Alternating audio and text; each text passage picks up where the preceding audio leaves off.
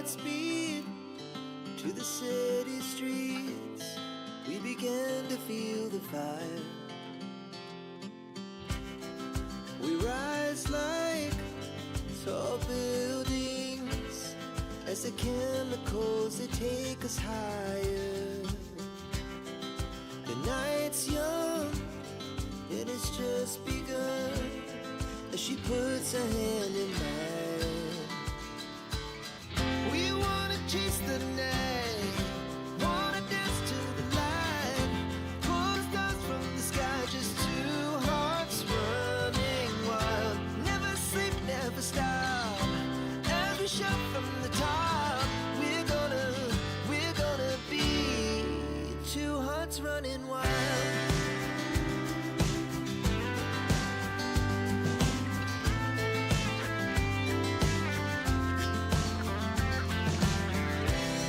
Now the morning is the afternoon.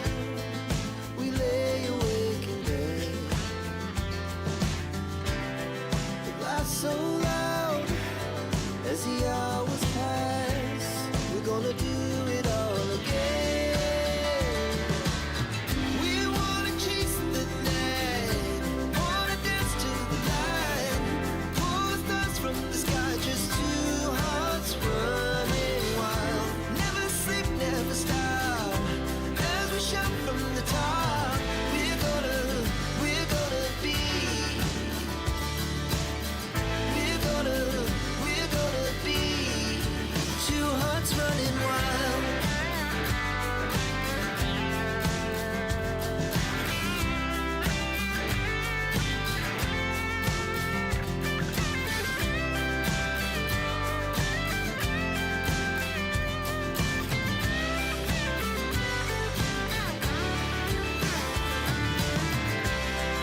The moonlight, summer sky, it was the best we ever had.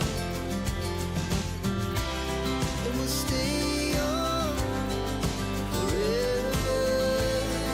We'll never have regrets. We wanna chase the night, wanna dance to the light, pull the stars from the sky, just two hearts running wild. Never sleep, never stop, as we shout from the top. We're gonna be two hearts running wild. We're gonna be,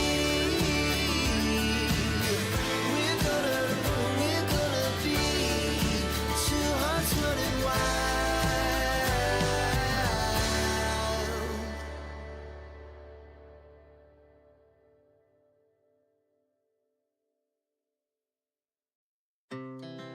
Our hearts beat to the city streets.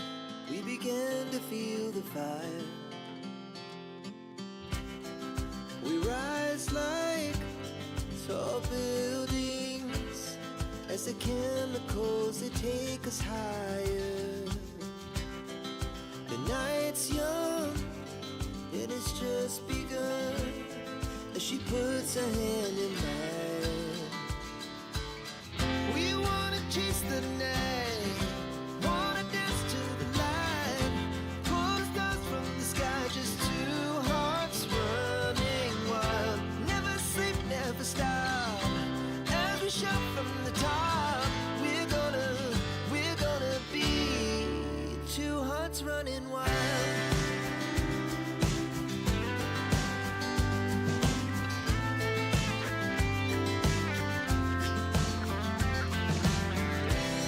Now the morning is the afternoon. We lay awake in bed. Good afternoon, everyone.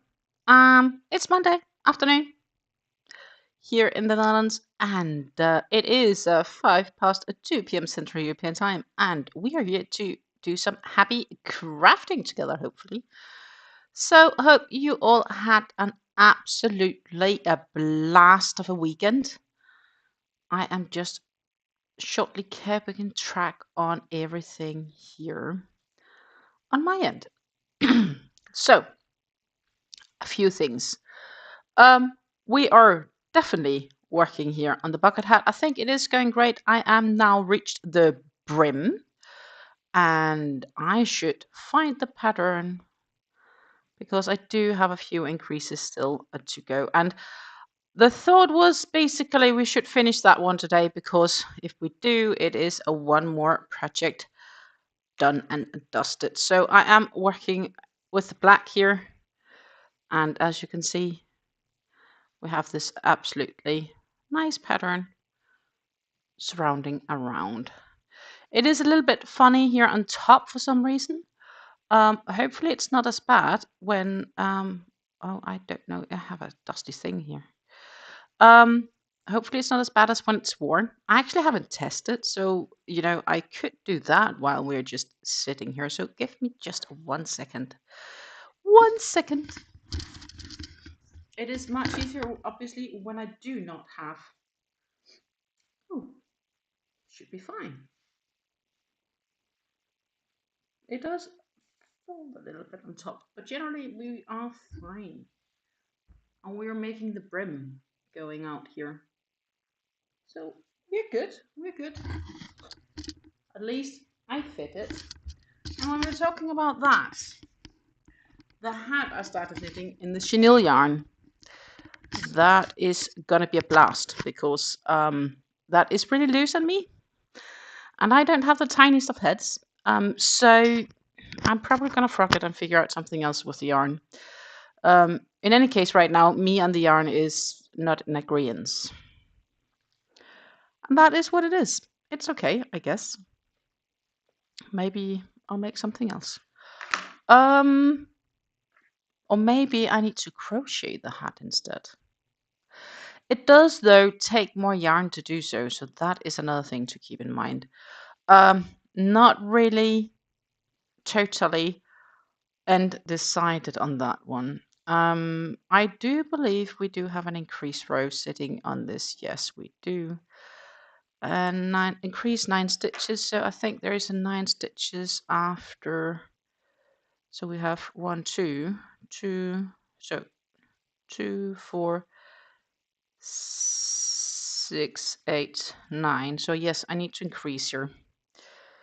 I do have some ends I also need to weave in on this bucket hat, but that's absolutely okay. So what I will be doing, as always, we will be popping over here, and we will do the shared screen for you to keep a watch on what I'm doing. We are still working in black yarn. I am sorry for that. I do, though, on that note, have the waistcoat laying for continuous work afterwards. Good. So we have an increase. They're all single crochet, so this takes a little bit of a while before we are all the way out. And this is basically a black or darker version of the same I made here. And do not ask me how come this one is. Well, it does have some also on top where you can see it's a little bit funky, but it lays nicely when laid. And I think it has some really nice colors, this yellow one.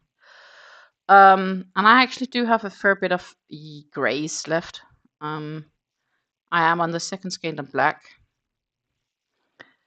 And that is about it, I guess. Let's see. 2, 4, 6, 8, 9. And so what have I been doing this weekend? Been saying goodbyes to some people. I've been spending some time with my partner. We did some gardening, heavily do gardening, mainly removing weeds from the driveway. I got some zucchini from the neighbor. So I've baked a cake, and we will have them as a filled zucchini for tonight. So I guess there is that. And that reminds me that later today I need to, not to forget, to send him a message that he can come and pick up a piece of cake or two if he wants to. Because I don't know if he's home. But yeah.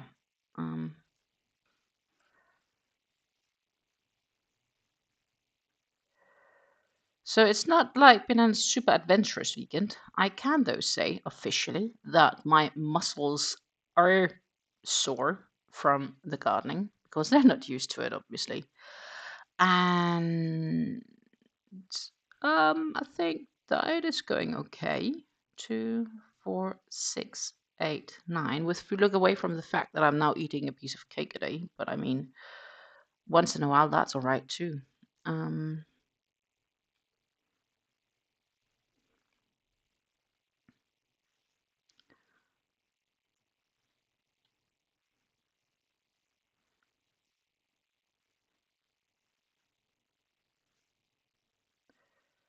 So yeah, not much crazy going on, I guess. Except it's Monday and we are trying to crack on with this. What I did get done, I did get a real flat lay photo of the heart collector shawl. It's not blocked, so it is a flat lay without being blocked. I will say that it is a flat lay without being blocked, but it is looking gorgeous. Good morning, Susan, and good morning, Susanna. It's been quite a while since we had a hello from you. I know I usually used to be on more like your afternoons, which has turned into more like your evenings. And Susanna, I genuinely want to say that I have a goal that I want to go to Perth in 2029.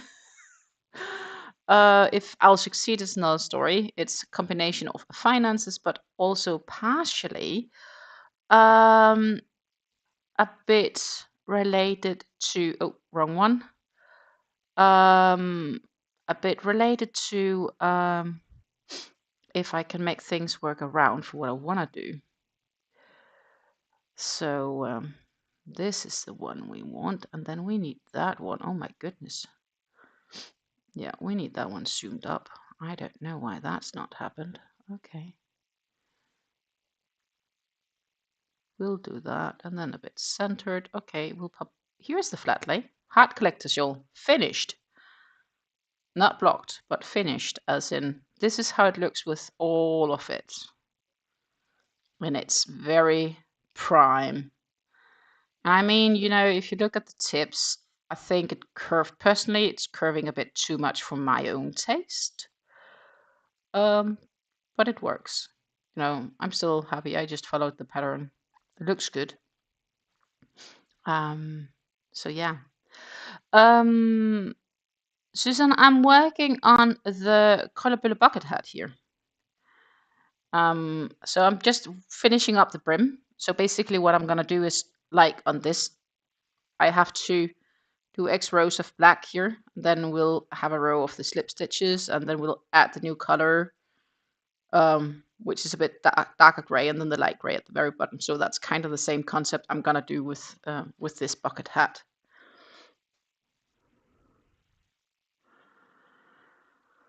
Good morning, Rev. Yeah. Good afternoon, or good evening in this case. We may have to meet up. So, Susanna, in 2029 in Perth, they are holding an event called the World Masters Games, and I wanted to go there to compete. 2, 4, 6, 8, 9. And I've kind of like tried to convince my partner, saying, hey, honey, you need to go there as well because I need a coach, so you can be my coach. It just sounds like I'm really old when it comes to masters, right? But which remind me, I need to send an email also to the Federation here in the Netherlands, checking if that they are willing to sign me up for such event or not, because they kind of control that bits and bobs, while it is not an official, in that sense, competition. It does stand more ground if they do it, and if they do not, then that is maybe where I need to consider talking with the Danish Federation.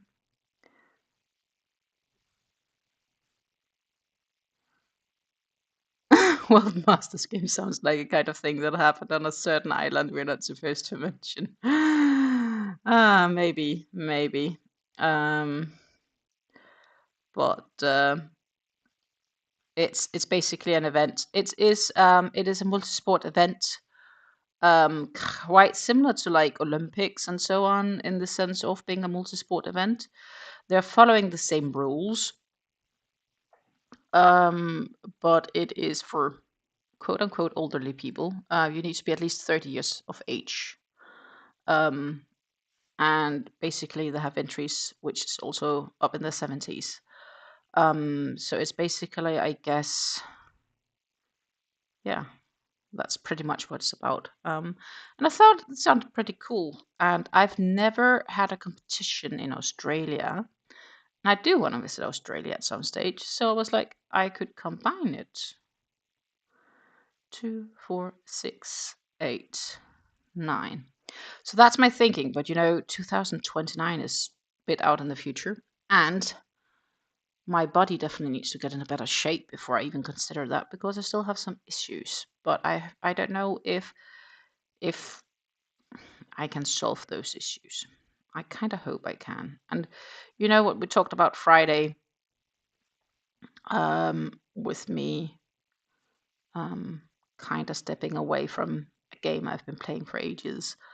I think it's gonna be better for me, at least for both my mental health, but also just for the time in general I have. I mean, normally I would have spent more time this weekend both playing and crafting, but I actually just did stuff instead, which is nice.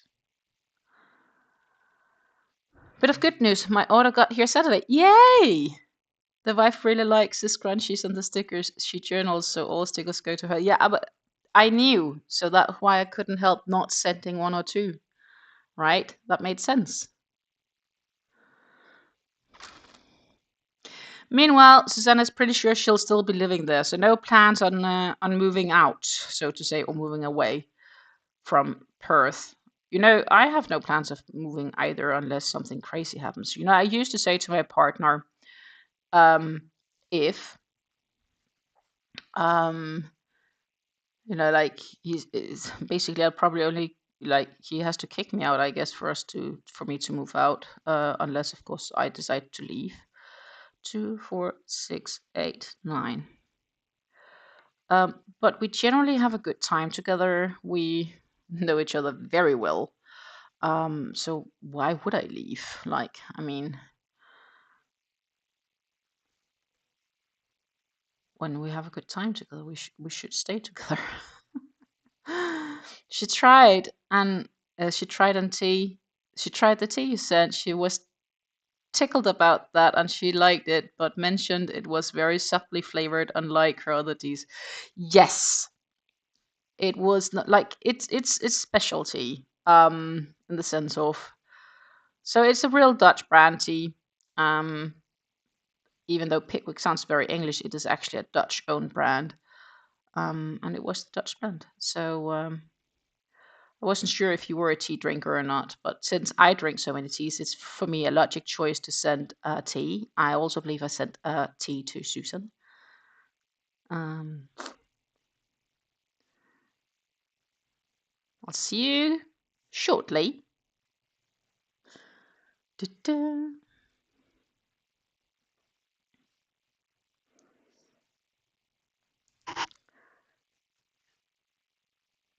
So we do another 2 single crochet. So it's all single crochets. It can't take for freaking ever, this, but it's how it is. 2, 4, again, 2, 4, 6, 8, 9, 10.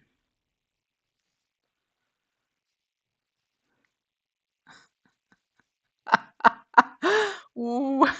Rev says I told it was for the European palate rather than the American, so they can only handle so much flavor at any one time. Maybe that's the case. I don't know actually. It is the Dutch tea blend is basically it's a black tea blend, and it does have a flavor of orange peel, and that's about it.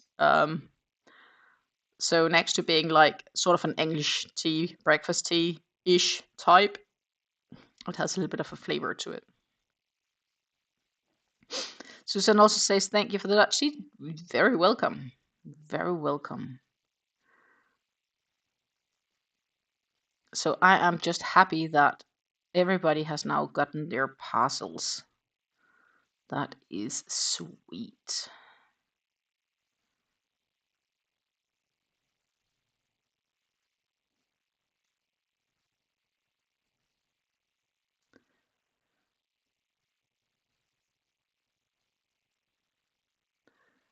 On that note, I should actually also do something.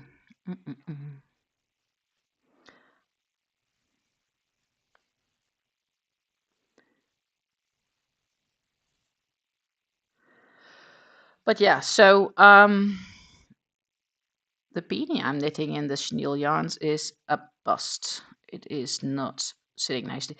I think we could take a look at it when I finish this row. If you want to have a look at how it's not going as I want it to go. 2, 6, 8, 9. So I think what I, with that chenille, maybe need to do is to frock it and figure out something else.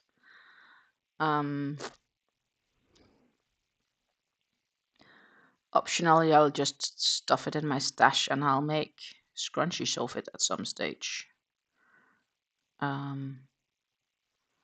That is always an option.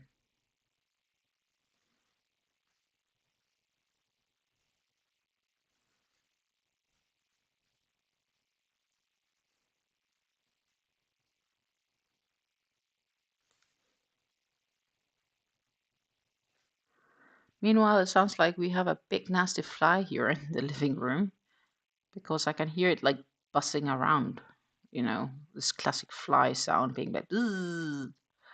And it's kind of driving me crazy, but I don't know where it is. So I can't get it outside or kill it. One of the two. It is again really hot here. Heat is coming back. So let's see here.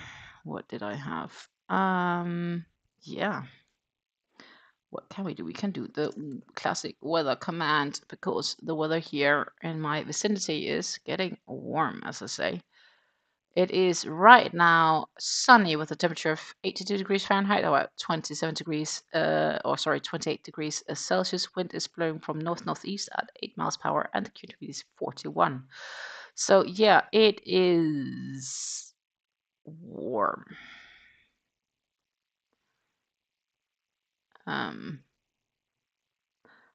That's about what I can say. It is warm. I also didn't get everything done I wanted to do this weekend, so I guess I have to do it next weekend. Or maybe during the weekdays coming. Because what happened was 2, 4, 6, 8, 9. I had lots of things I wanted to do, but I definitely didn't get all of them done. And I need to do my tax reports that I have to do once every 3 months as a thank you to owning a company. Make the government happy because they want their valued at taxes. And I needed to fix an invite and correct it for future events, which I haven't done, and I really wanted to do it last weekend, but I didn't get around it. So that is on this week's plate, next to crafting. Still need to figure out what sort of project I can bring with me on the go, but it could be indeed that I'm going to look into just getting a bunch of hair ties, and then I'll just mass produce scrunchies in the car when I'm not driving. I mean, that sounds like a brilliant alternative. 2, 4, 6, 8, 9.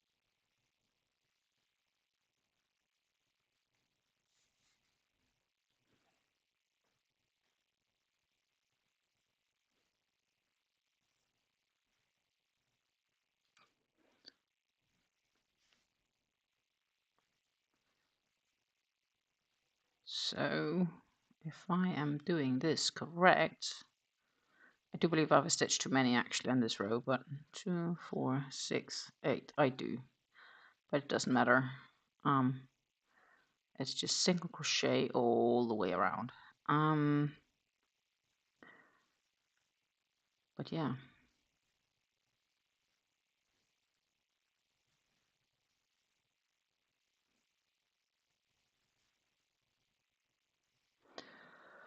I guess the alternative is I could attempt to use some of those leftover chenilles to see if I could make some sort of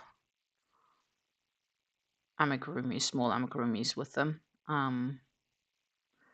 Though that was never really the original idea. But they could probably work for it. I do believe that this purple one or lavender one, which is actually is, it would be amazing for like a lovey. Anyhow, as I said, I wanted to show you guys this, because this was supposed to be a hat or become a hat. And while you have an idea of where it's ripping, I can tell you that when I take this one on, it is very, no, I don't feel good. You know, it's not, it's too big. It's not cinching in. So I need either a different pattern, which is probably what I need, or I need to crochet the hat if I want to make hats of this. Or I just need to say, okay, whatever. So I kind of want to frog this actually, because let's see if I can actually find it. If we go back to this, I do apologize my coloring and less clearing, but it's easier than flipping the camera back and forth. So these, if I wanted to make, it's more like a sleeping hat, if anything. So I'm not going to see if I can cinch this too far without not making it pull off my needles, but I mean, you can see it's not sitting tight. There's lots of room, and that's definitely not the intention. It feels very loose, insanely loose. So I want to frog this literally. It's not turning out to what was intended. Nope. It's definitely not what it was intended. Once my wife wakes up, I'm going to get a pic of your scrunchies as opposed to Kelsey's. Oh, I'm curious. I'd imagine mine might be a bit smaller actually, because this yarn is thinner than the one Kelsey uses. That would be a fun comparison. Definitely.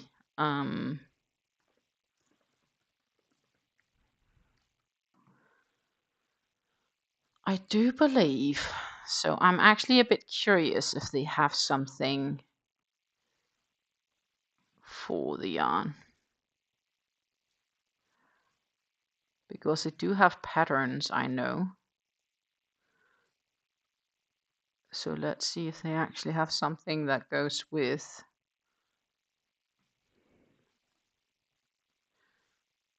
We could do knits.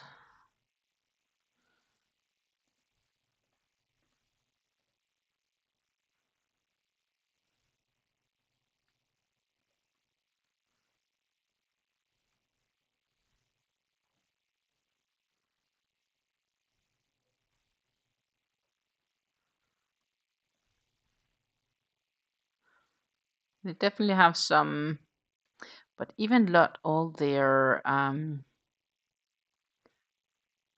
that's not even either.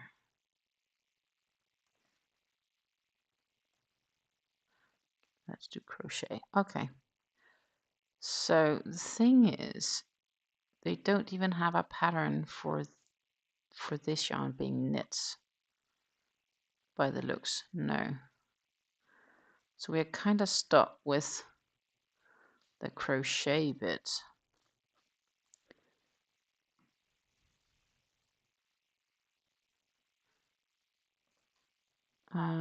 So we're just gonna check. They have a few from the sensory things, but they're not necessarily with chenille. They do have some chenille ones,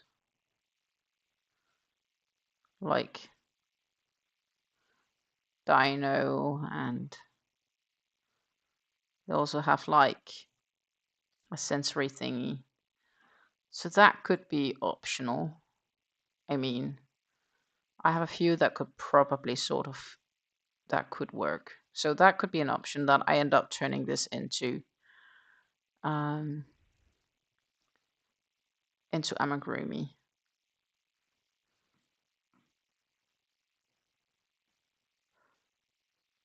Oh, they do have this. But it requires like 6 skeins, so that's not happening. Well, this is not fair to you guys. I'll pop over. I was looking at the Go Handmade, which is a brand, what they have. So they have this granny square shawl, but I mean, it takes 300 grams, which is like 6 skeins. I only have 2, so that's not happening. They also have it in like a teddy, fluffy one.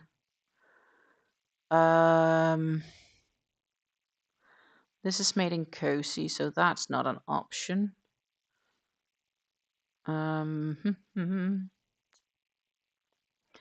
It's the same, but in the velvet fine. It just doesn't really. They don't really have anything actually. This is clothing. They have this. This, of course, they have some in because this is for kids. Some of them are in chenille. This looks like to be in chenille. Could make elephants. That would be cute. I mean, here it says, oh, it's made in the velvet fine, and this is the double. So it would be a bit bigger elephant. Could be fun though. Actually. What do you say? Lavender elephants?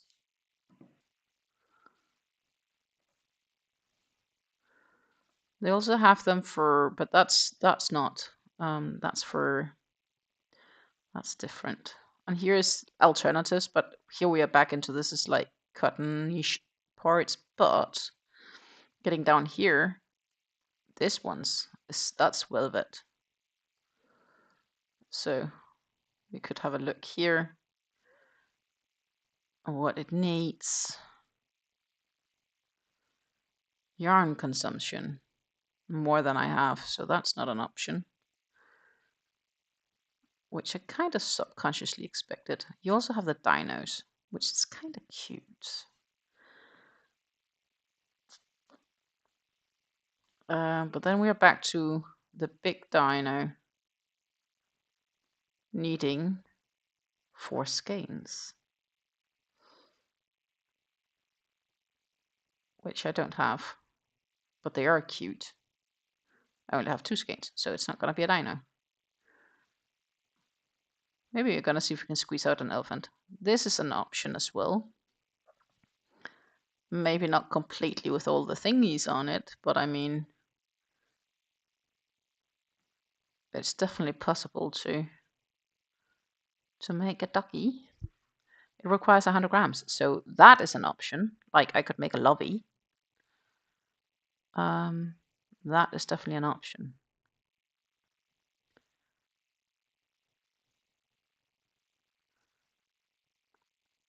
Oh, this is the big ducks, but they have like this noisy thingy in them. Let's see what that says. And then we'll just check down here. Oh, bunnies! I've made this one once. Many years ago I made them. And now you have more of the duckies. So there's a few options, but I mean, not an awful lot. Not an awful lot. Okay, so this ducky will require 100 grams of whatever. And then you still need the ball to put inside if that's what you wanted to do.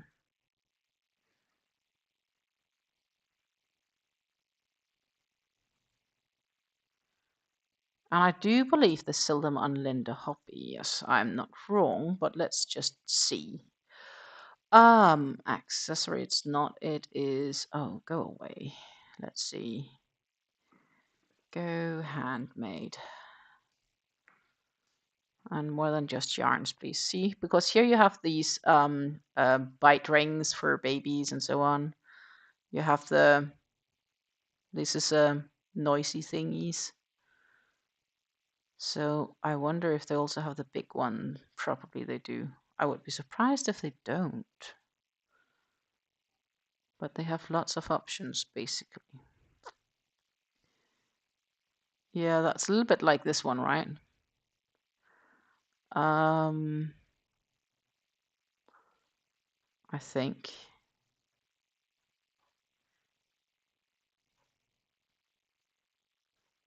That has to be it.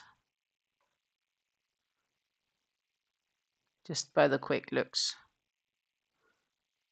Which is basically, yeah, that's it. So it makes a noise. But it's 10 euros. But basically it makes a noise for the kids. And I'm like, I'm not sure if I need that, so that's not going to be an option. And here we have the rabbits, which I've made one of a long time ago. I did not sew on the arms very nicely, I think, back then. It was also one of my first amigurumis.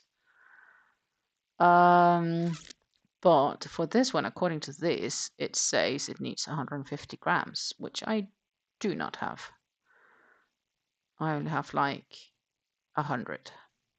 So maybe indeed we are into the elephants, but I mean, we kind of agree this is not working out. It's not working out. No. There are a few differences. Both are nice though. Okay, happy to hear that. Make a love cat with a chenille. Plausible. Rev says, to me it sounds like you need more yarn. To me it sounds like I would probably need more yarn if that's what I wanted to do. Yeah, I agree. So I am going to frog this at some stage.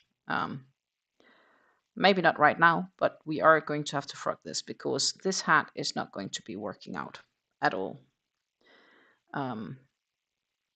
It feels nice, but it's not going to work out as how I wanted it.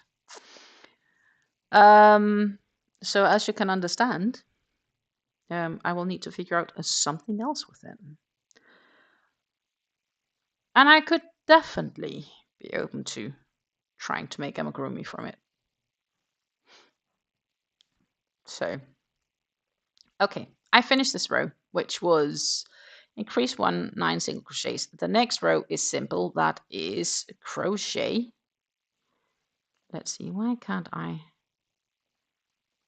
get this. No, go away. Don't tease me. Which is basically crochet this whole round with blah blah blah.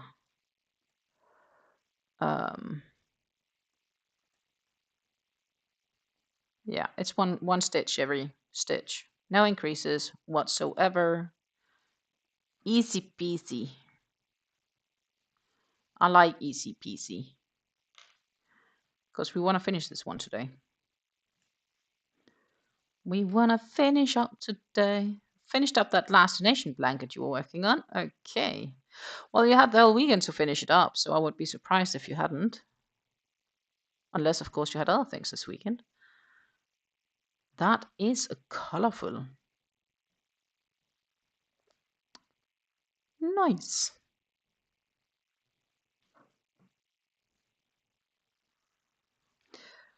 The only thing I know for sure when it comes to new project is I am not waiting on any big projects that has to become huge. Like I'm kind of done with anything bigger than 1,000 meters for a bit.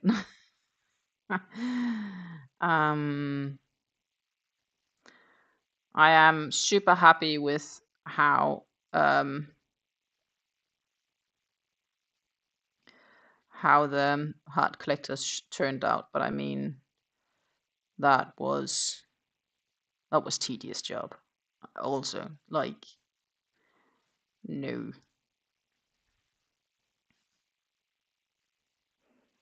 6.5 skeins of yarns went into it, so 6.5 skeins more used. 8.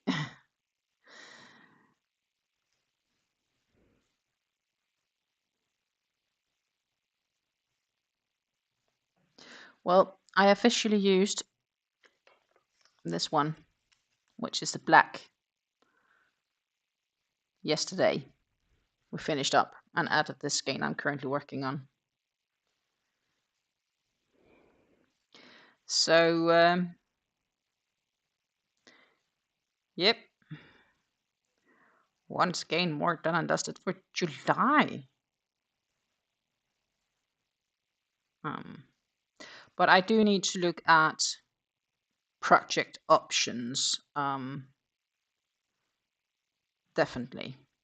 I'm not sure how much I will be crafting when I'm actually away, vacation-wise. But I will bring things with me. That is the only thing I know for sure. 115 for the year. That's nice still. So you're definitely still on road for a little bit more than 200 skeins if you keep up the pace. I would care to say that you are very good customers at Michael's. If anyone is keeping up that yarn section in your local store, that's you, my friend.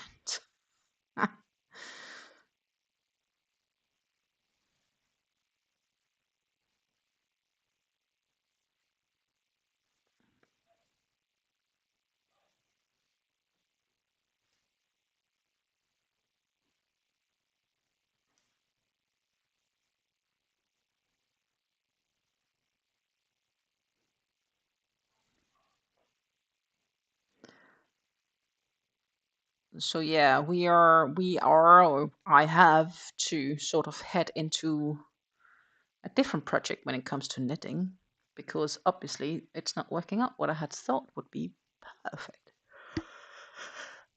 Okay. It's just not gonna cut it. So I need to do something else.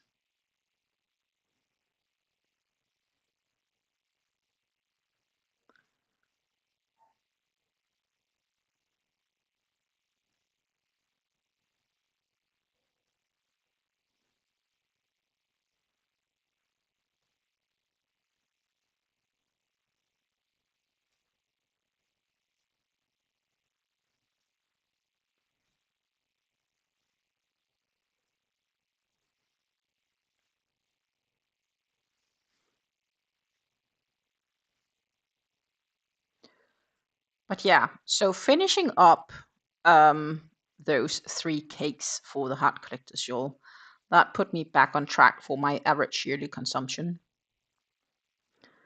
I'd say, if I keep it up, that is, of course.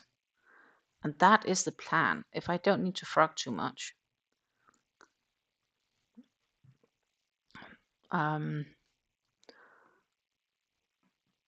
Yeah, that's putting me pretty much back on the regular track, on average. I am not completely there, but it is close. And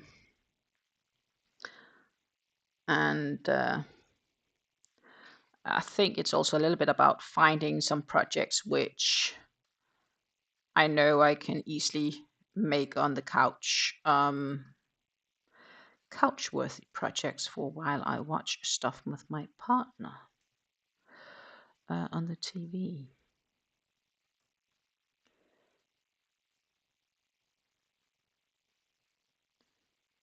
Or when I'm in the car.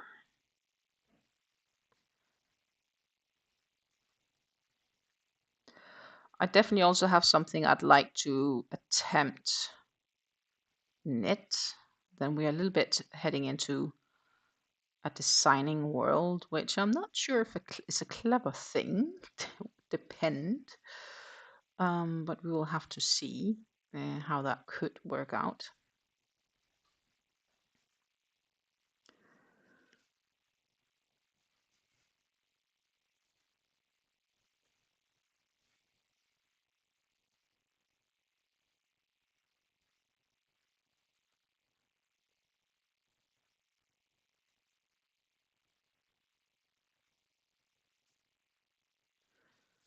But yeah, lots of things going on.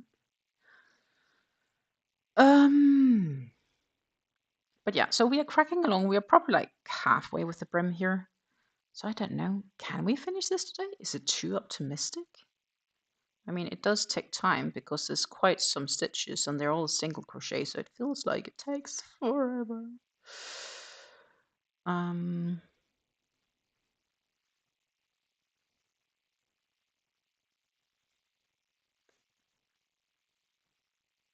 Somehow it does feel better when one does half doubles or doubles. It goes quicker, right? Taller stitch.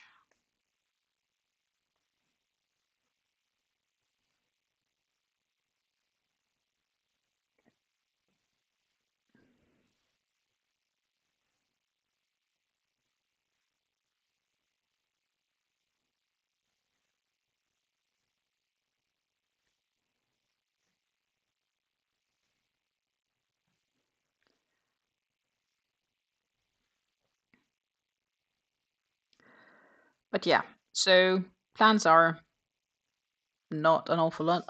Yeah, of course, and I need to do the regular dailies things this week as well. And I need to get some groceries done at some stage. There's a sale, which I tend to bring coffee with me to Denmark, and it is finally on sale, which is perfect because I'm leaving next week.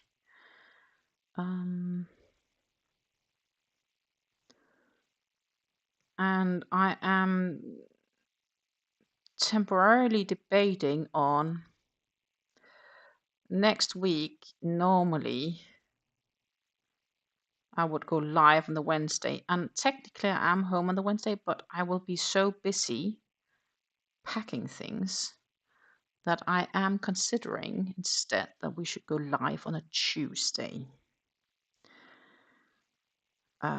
So that that you still get to see me once next week. So we might consider doing that on a Tuesday instead of a Wednesday, because that leaves the Wednesday for me to get everything packed and ready for my departure. It also means that I do need to get a few other things settled this week, such as some content for you guys for when I am gone.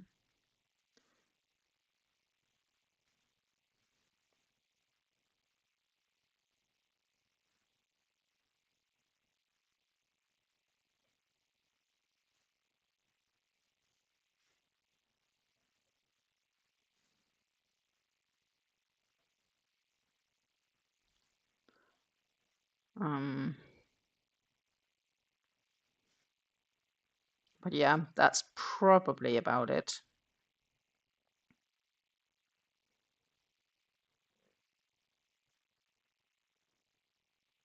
Should be easy enough.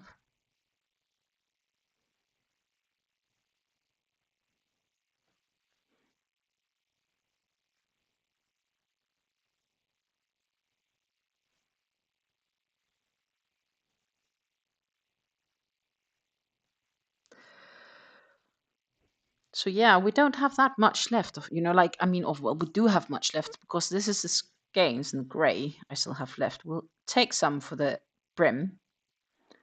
There's gonna be like half skeins left. So there is two options here.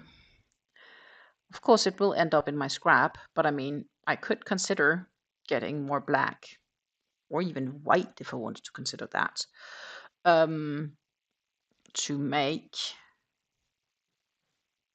more of these. Because I mean, if it's about half, that's perfect, right? And I know exactly what's needed and required. Alternative is I just dump it in my scrap pile and make whatever with it. So that could be amigurumis, or it could be scrap baskets, or it could be scrap bucket hats, or scrap whatever. That is the other alternatives. And maybe for the yarn consumption part, it probably would be the better alternative because, there isn't a perfect end to this sorting world, destashing world. I'm trying to destash my yarns slowly, but by using them, which is also another slow process. I mean, I've been wondering if I should maybe consider making a shawl for when I'm on the go.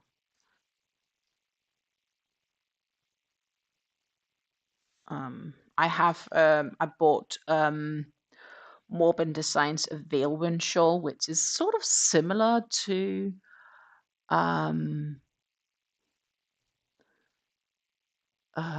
like the Ultimate Sacrifice type-ish. So I could bring a big cake with me and just work on that. I could do a granny square bag. I could. Or granny stitch bag, or there's plenty of options with leftovers. I also have these round bags that I really made last year, which I really enjoyed making, which could also work great with various yarns. Though I'd probably then use up a whole skein before changing, which could be a bit long. Or we're heading back into the scrap the scrap baskets, which like triple strand yarn. Is definitely an option too. Okay, so I did this. Then the 7th row is do 5 single crochets and increase. So we'll start by doing the one at the beginning of the round to help me keep track. So that's 1, 2, 3, 4, 5. 2, 4, 5. Yes. Oops. Then this we will have to, so we'll have to then increase, and then we do 10 and increase. So let's start by increasing. Then we count to 10. And insert stitch markers, etc. 2, 4, 6, 8, 10. Following stitch, increase.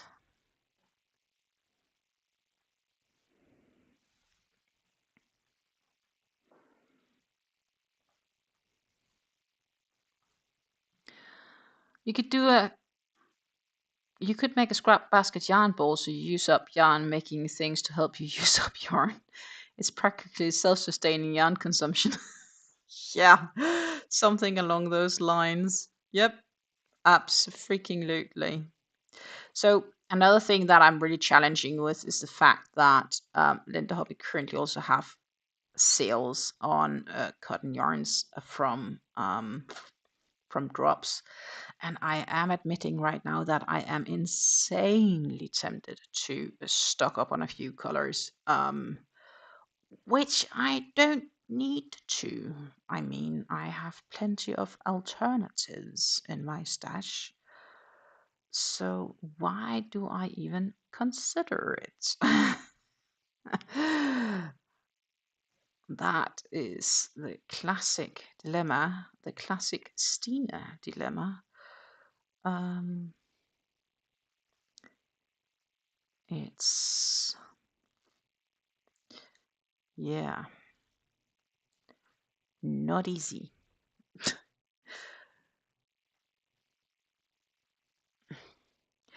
Well, as long as you use them before putting them away, they do not go into the stash, so do not count. I wonder if Susan agrees with this theory.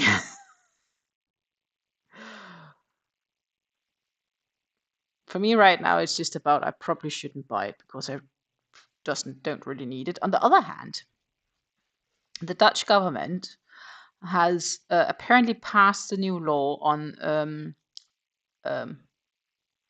basically it's called it's a sort of a wealth tax, so to say. If you have enough fortune, you get extra taxed. So if you have, in my case, I have a certain amount of money, and they will say, okay, you have stocks, so we expect that you have now earned X percent, even though I did or not. So they are now going to tax us on fictive income, which is freaking fucking ridiculous. Like, I need to leave this country based on that alone. So I talked with my partner about saying, hey, if I get the permanent contract from my boss this autumn, you know what you and me are gonna do? I am gonna get us air conditioning. Like, I give a shit because that's just money I don't have anymore, which does give some sort of value, and I don't get taxed on it. 2, 4, 6, 8, 10. Right? It's kind of crazy when the government ends up forcing you to spend money because you don't want to get extra taxation. So maybe I could buy yarn. You know, that's also sort of a value. So I deplete my stash and I get all these lovely hand-colored skeins, which costs a fortune. Like fill my stash with Malabrigo yarns or something like that. Or Stephen Net, Westnet yarns.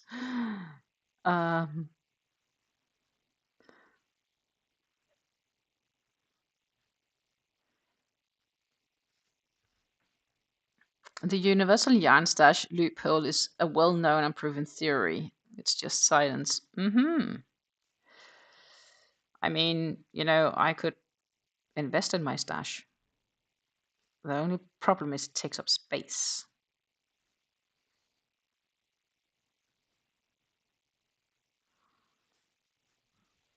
Right? That is the main issue we are facing right now. It will take up space. I don't have that much space. Then I need to lease a storage unit or something like that. Reminds me a bit of Ginger from Yarn Geek.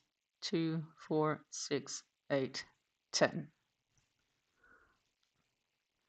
Try imagine going to your yarn studio. Would be cool. But I don't think that's sustainable either, because that's going to cost a fortune in rents. I mean,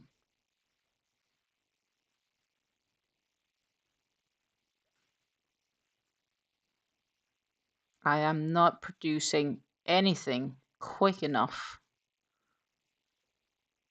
or making enough money for that to be sustainable. So that's not happening. You make some large basket to store the yarn in problem solved. Yeah, but it takes up space still. That's the thing. It's the space it takes up.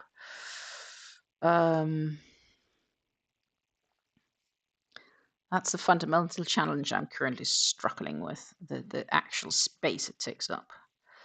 How am I going to deal with that?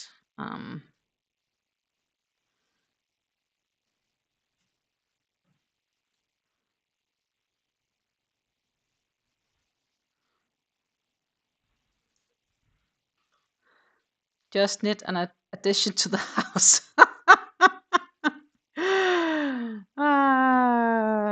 Yeah, that's the next challenge then, because we will need permissions, I guess, from the municipality to be able to and allowed to expand.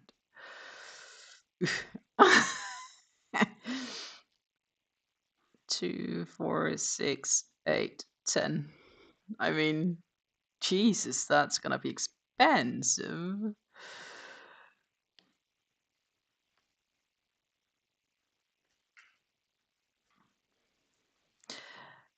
Good morning, Lisa. So you walked in on a conversation as to how I can potentially make more space for more yarn because of the changes in the world. But I mean, generally is that I probably need to figure a few things out.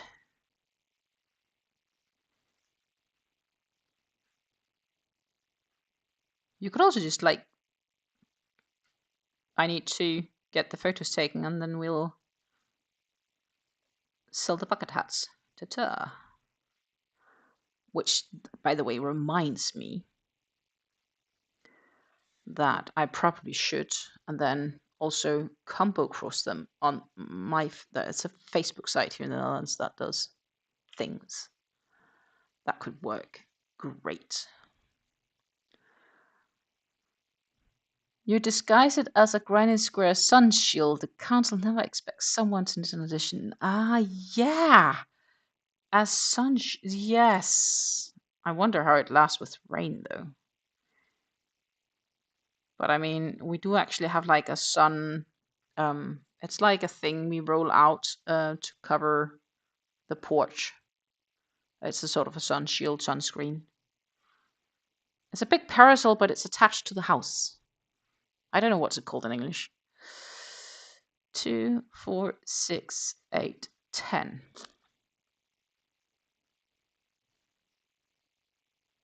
Just use cotton.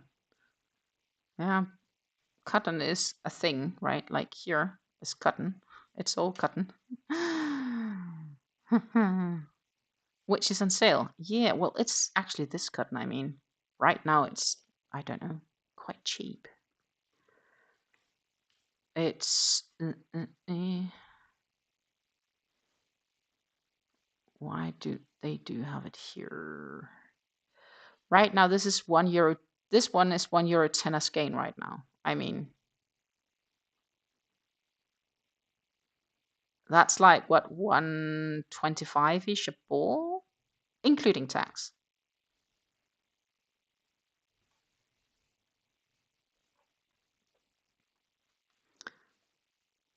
So in my humble optics, that's pretty cheap.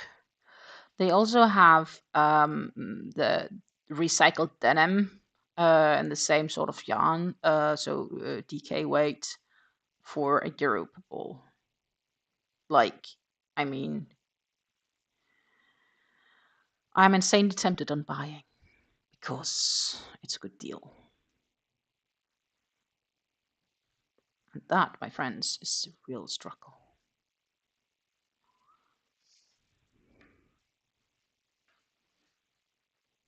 If you got some plastic bins that are really all the same size, it would be more efficient storage than your current various sized boxes. True. That could probably be true too. But at the same time, some of these boxes fit better in some situations than the more unified ones.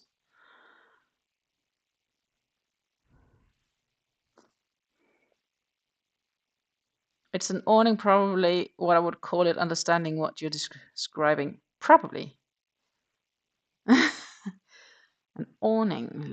Let me Google that, my friends. Awning. Yeah, Yeah, that looks like it. Most definitely. It is. In Marquise, I would call it. A bit like this one with, you know, stripes. Ours are like cream and brownish and goes out to help create shade. And just like this one, it has like these arms underneath to help do it. So exactly that's what we have. And it's out right now because if I wouldn't have that one out right now, it would be really warm here in this living room. And as you can see, this is the recycled one. It's 90 cents a ball.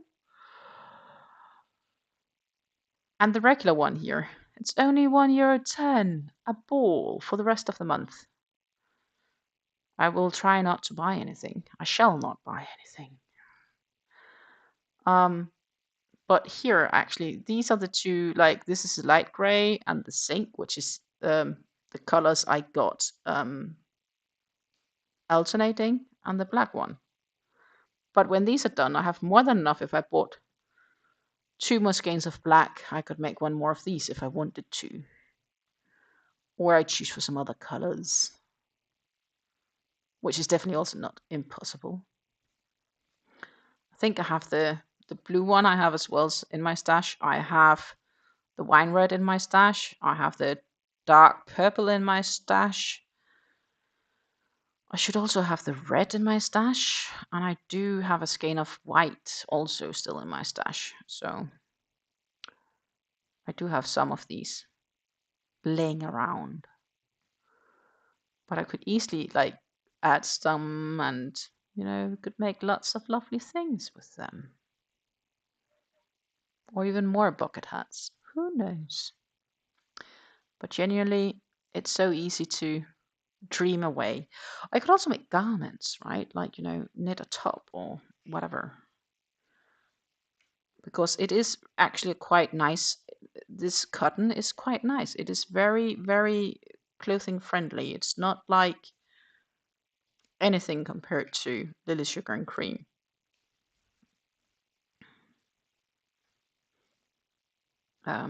The same could also be used for pot holders because it's a bit of a thicker cotton.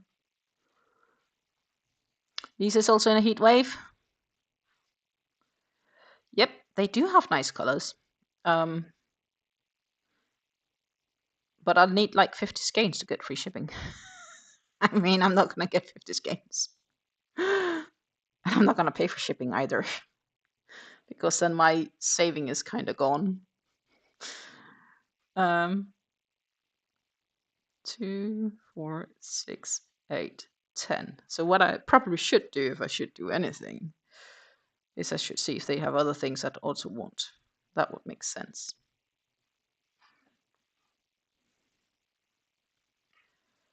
But I really overall shouldn't get anything.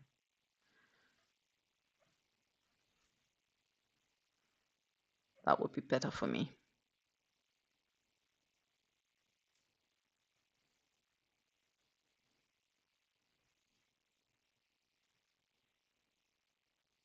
Holy crickets.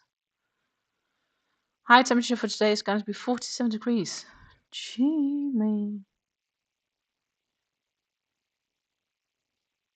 Yeah, I would also stay inside in the air conditioning.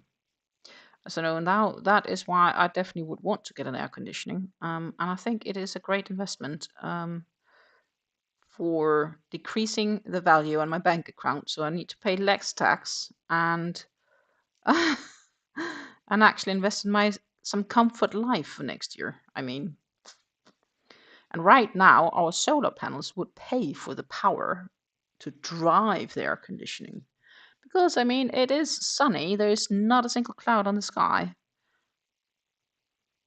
So we are making money on the solar panels, except we are not going to get anything for the power we deliver to the network right now.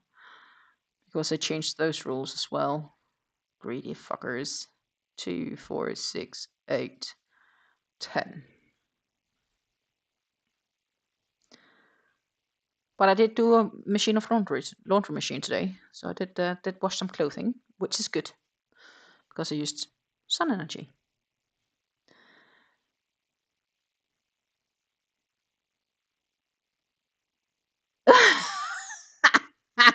Sounds like a wise plan. Not will it only make your life more comfortable, it will also piss off the French, the most noble thing to do. I have no issues with the French, personally speaking. They make some nice food. They make some really nice sea dishes.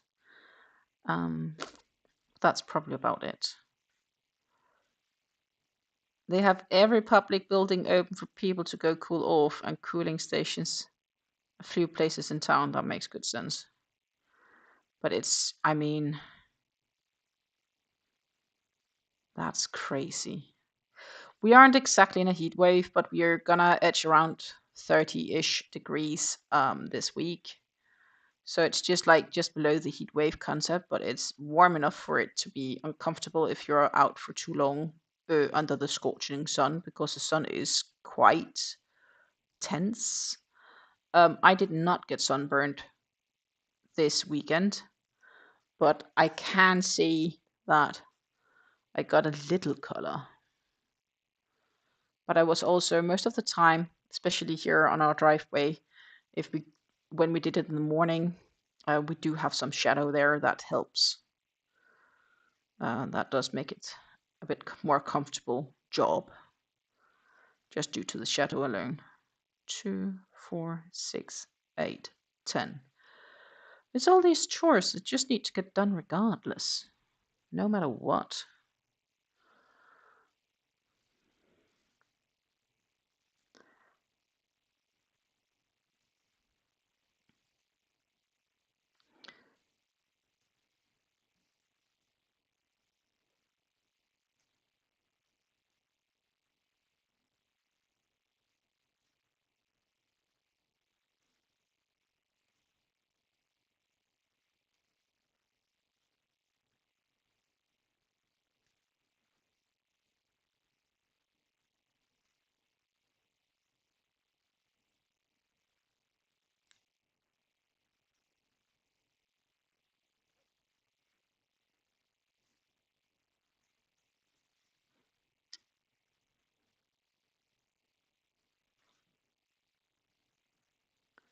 So we do another 2 the single crochets. I want to call them double, but they aren't double.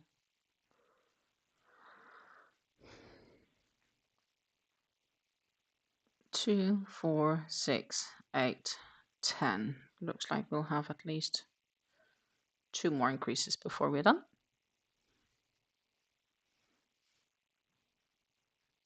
One positive thing about the heat hub is garden loves it. Well, obviously everything grows quicker if you have made sure it has water and you give it lots of heat. Boom. That it went. I see my tomato plants, by the way, are slowly getting their flowers. But I mean, before it takes about, after they have flowered and gotten pollinated, it will take about 2.5 to 3 months before the actual tomatoes will be ripe to eat, which means that I will have tomatoes in October, end of September. So I will need to watch that we do not get night frost, because if we do that, they're done.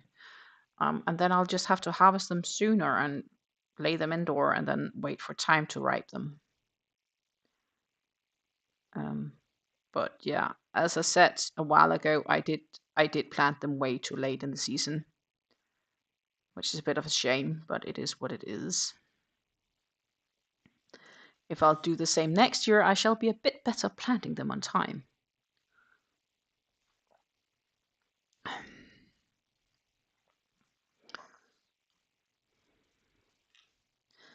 And then I still have this idea of this rack of strawberries on the side of our page here, because it would be so awesome to have different sorts there. 2, 4, 6, 8, 10.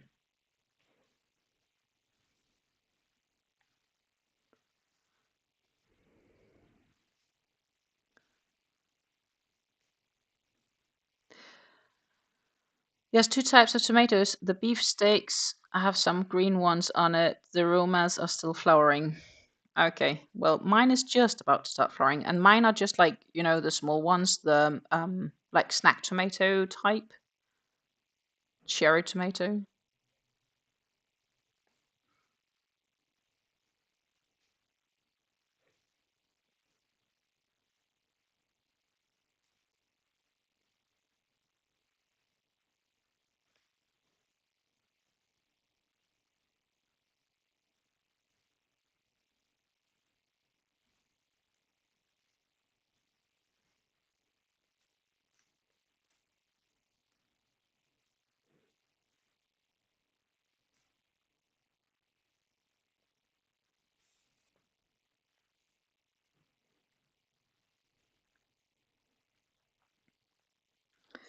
I am suspecting after this row, we will have one more row of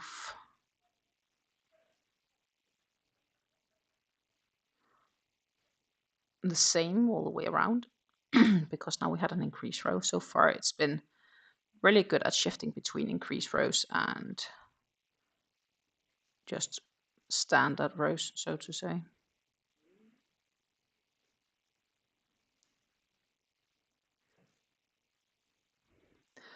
So let's see what it says.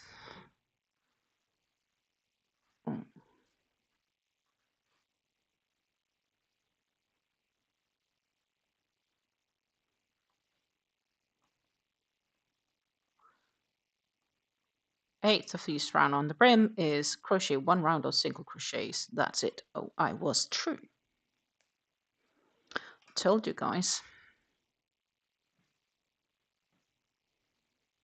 130 some odd stitches around. I believe I should have 132. I do have 133. And you know what? I do not think that single stitch is going to make the difference in the aesthetic look of this brim. So I did not get bothered into figuring out where it was and decreasing or increasing and whatnot. I was just being like, let it be. Which I have. We gotta finish another sock this morning. That is awesome. Meanwhile, I am cracking on because I want to finish this one too this morning. Well, afternoon.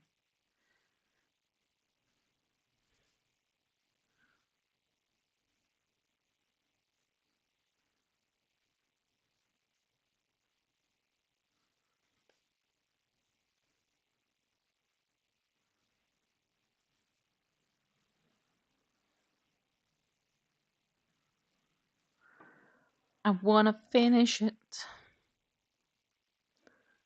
Which would be pretty awesome.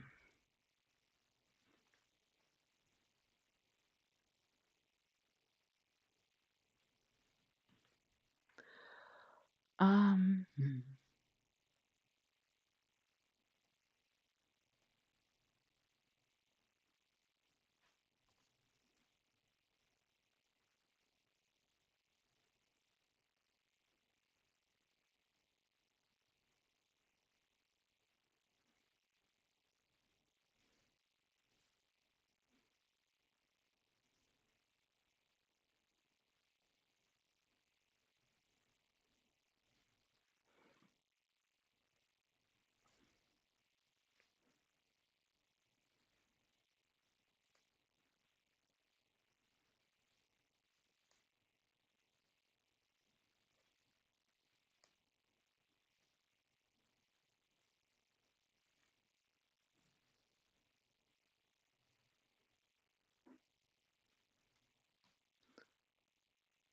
this yarn is so fun and addictive. What yarn are you using? Now I am curious.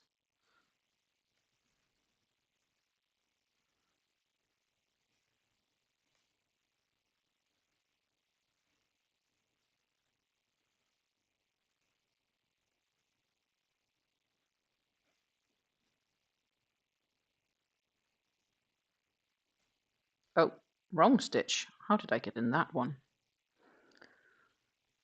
Yeah, what yarn are you using?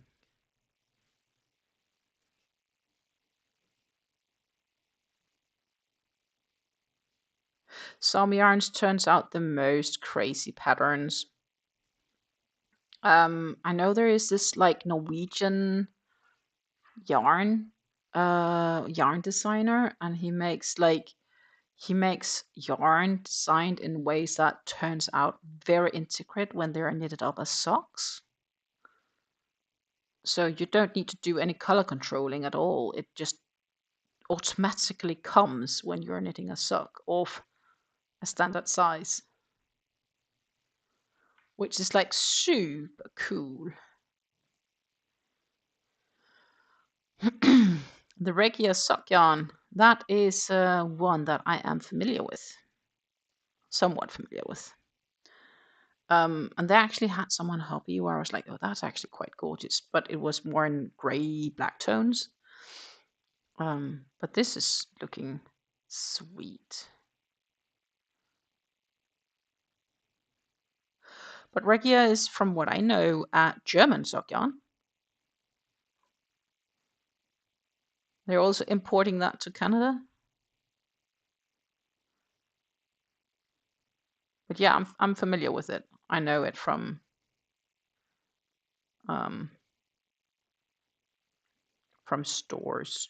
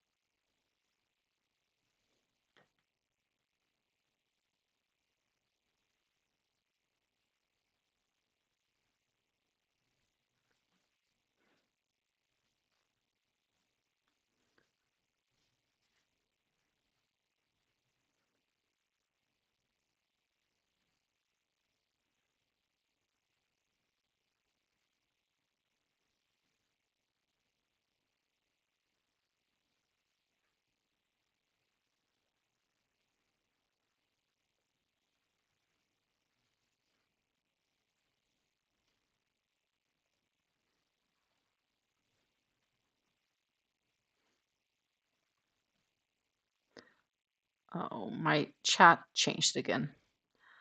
It's a German yarn that you bought. Ah, you bought it when you were in Spain.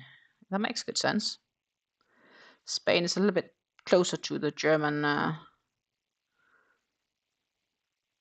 options, so to say.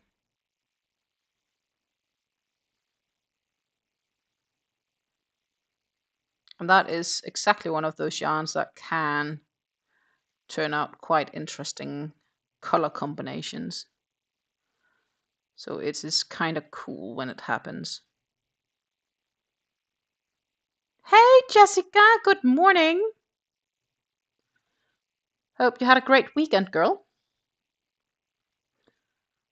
I am cracking along on the brim of my bucket hat. It takes forever because this brim is made in single crochets rather than half doubles or doubles. But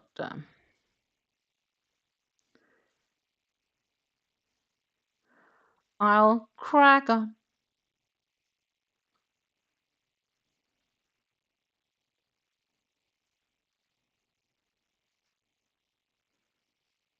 Jessica worked Saturday and Sunday, so, well, I guess it's arguable if it was a great weekend.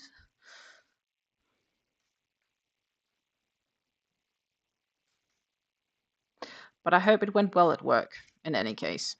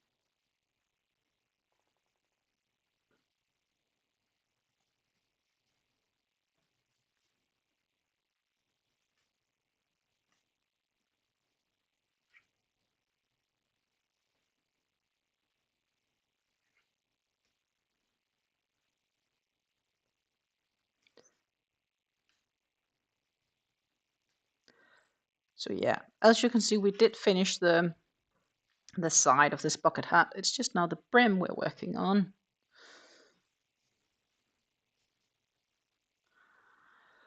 Row 32 on the hat collectors.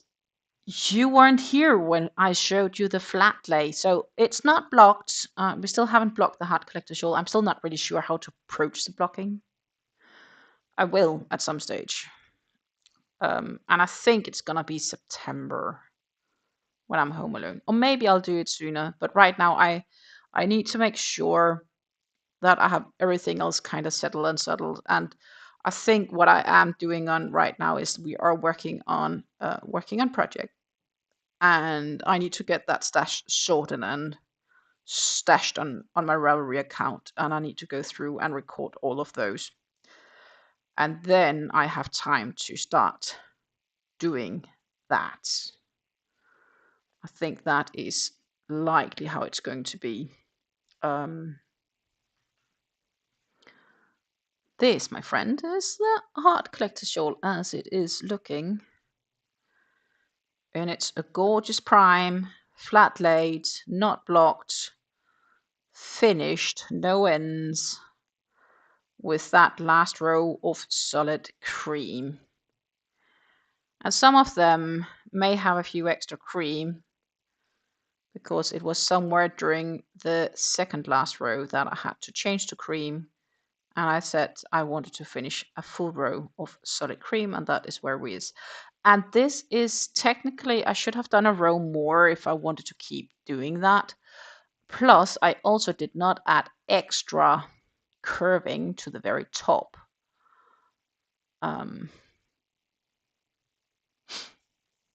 A part of me is not sure what I will obtain from blocking it. And a part of me is like, yeah, like I'd like to flat lay the heart a bit better and get some of it stretched. But all the frizzles, or the ruffles on the side, I'm not sure if that's going to make a huge difference when it's blocked. Maybe we'll stretch it all a bit. So if I do, I will have to like block it piece by piece on the side because we'll need to like stretch them out, and that will definitely take that will take days to finish. That will take days. So I'm a slightly bit exhausted with the thought right now of blocking that. You would just block the heart. Yeah, I'm considering just blocking the heart, the center bit, and so everything that's clear, and the bottom bit. Like if I go back just for a minute on the photo, like what's stretched out on the bottom, you can't even see where my mouse goes, but at the very bottom part of it, it kind of tails out to block that bit, plus block the bit, the flat lay bits where it's not ruffled. That could probably work nicely if I only blocked those bits. Maybe. By the way, it's the floor in my bedroom, for those curious. But yeah, that's my thinking. That could be an option. Maybe.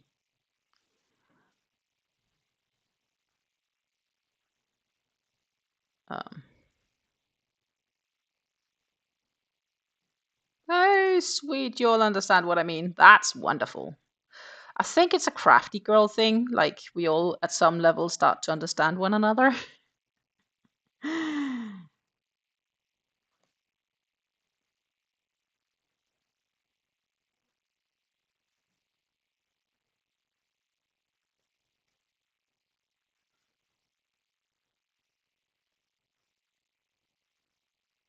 We are talking yarn. It's automatical mutual understanding no matter where you are from in the globe.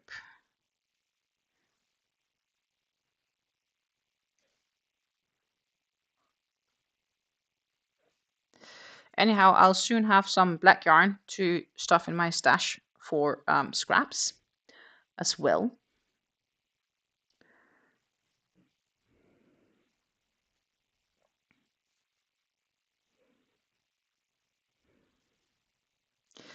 But I am challenged because I don't feel I've like used it. So I'm like, where do I exactly put it? So I may just as well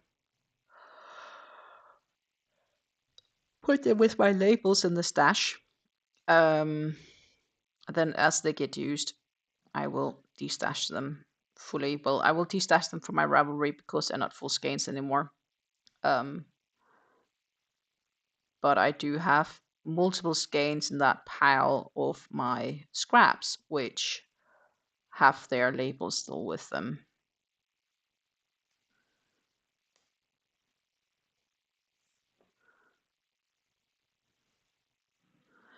This is having a fight with herself too over virus shawl. Made us swatch and block it because the yarn is so weird. I wasn't sure what it was going to do with blocking. And what happened with the blocking? That is now what we all want to know. What happened with the blocking? Was it worth the while or was it not worth the while? And did it look totally funky?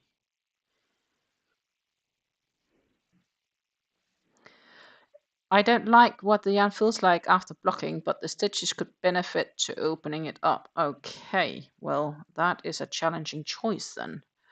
What would you want to do?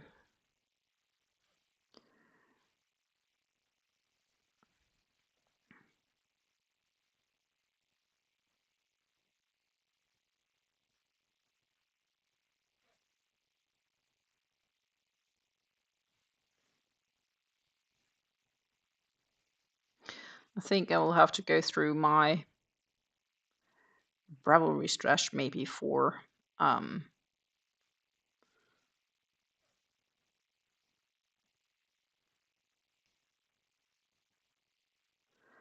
finding a cake I could bring with me. I haven't tried the pattern out yet, but I did obtain and get the Velven shawl. I wonder if I have it here for a photo of it.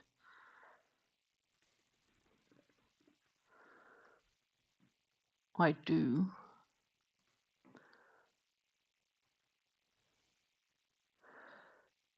So I am gonna pop over for that view. See here. This pattern I bought in June. So I want to make this one.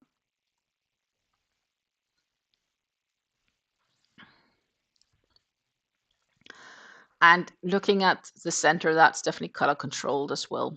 I do have this color in my stash. And I could very much also just maybe just make it without color controlling. I'll have to read through the pattern, but I kind of like it.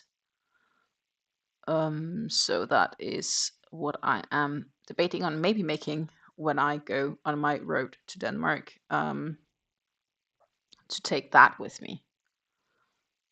A veil of light carried by the first breath of morning wind.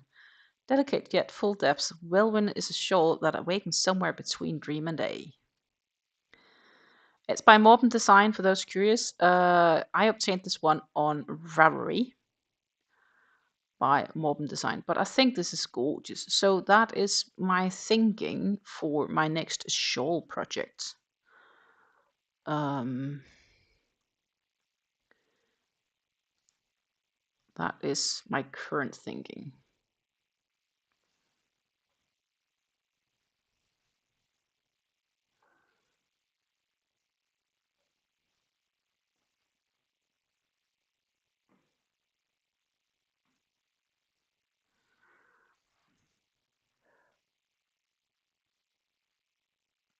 The yarn is like no other cotton I've ever seen. This brushed mercerized cotton is a little bit fluffier for blocking. It's kind of compressed and lost about half the fluff.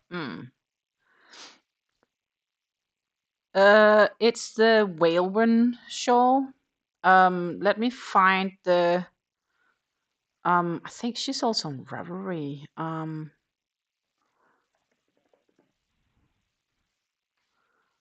Maybe, let's see. Yeah. It's a German designer who's living in Finland. Her design is generally called Morben Design. She's also Morben Design, so on Etsy. And I see she has it on Etsy. So she's both selling it on Ravelry and on Etsy by the looks. Anyhow, I'll share the link in the chat for those curious. That's her listing. That is by Morben Design herself. So that is the real pattern. It's not one of those many Etsy fakes that you stumble over these days. So I think I'm gonna make that for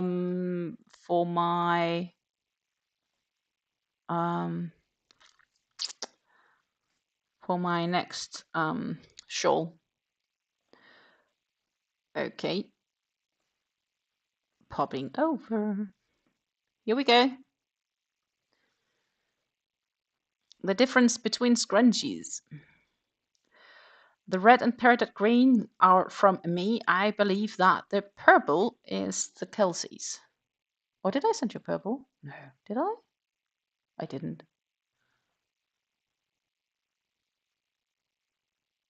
Yeah, Kelsey's on the left. Yeah, exactly. I didn't send a purple. I was like, I sent a blue one.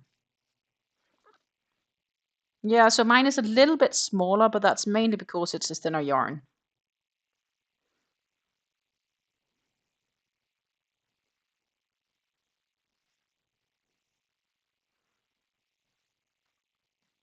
So that's the difference.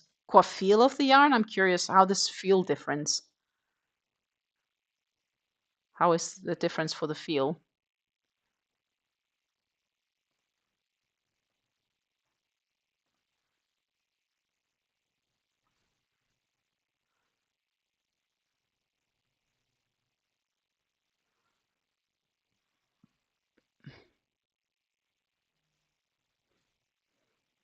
Omega Trigo. Not familiar with it.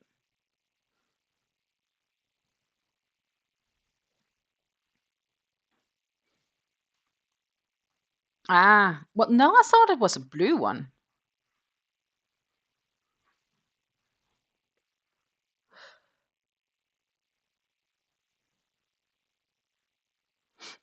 It's pretty similar feel-wise. Oh, that's good.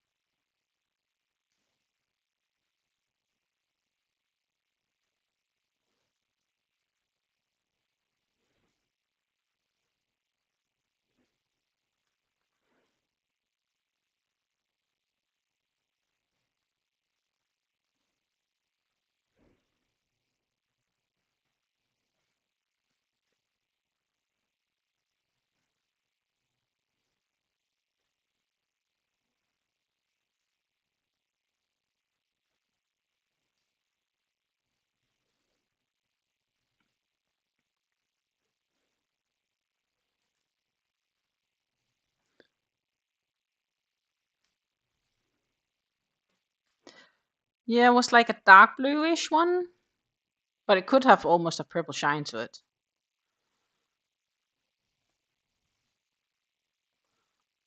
Okay, round 9. 10 single crochet increase. Okay, we can do that.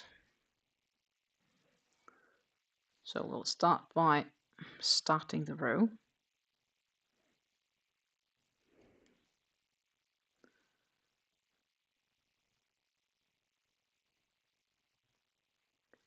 And then we're going to count to 10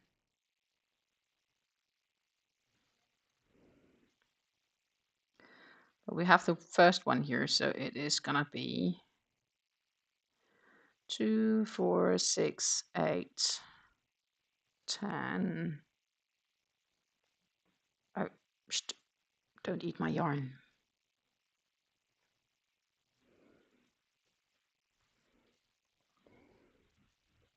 Yeah, it was like it's a bit of a funny blue color. I can't really describe why that is. Let's pop into shortly a little court visit on my stall. Popping down here, it would be this one, which is a bit of a funky blue, right? Or did you get the light blue? Because that, I believe, is this one. That's like a jeans blue. And then they have this more like dark bluish blue. Which is blue, I agree, but I mean, it's not like a bright blue.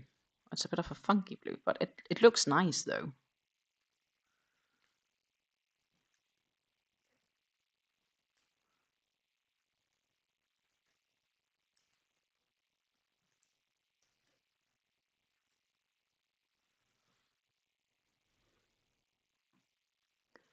You can also, like, I have the big photo of them all here. Of all the colors. And then we can argue whether it's blue or not, but it is blue. According to the big circle around. Because, obviously, this one is black. And up here we have like this sort of dark lavender, which is what closest to like purple. Yeah, was the blue. I thought I remembered as much. I also assume you had 0 issues with taxes and whatnot, that it was just a question that it took forever to get through customs, but it was delivered without any extra issues.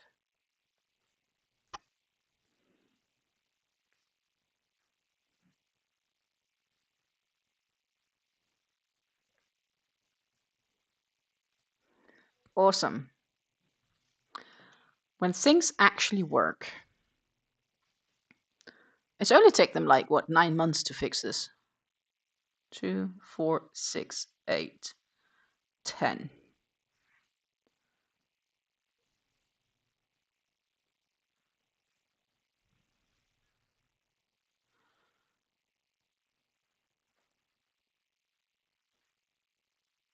Just spent 3 weeks in Chicago. My goodness.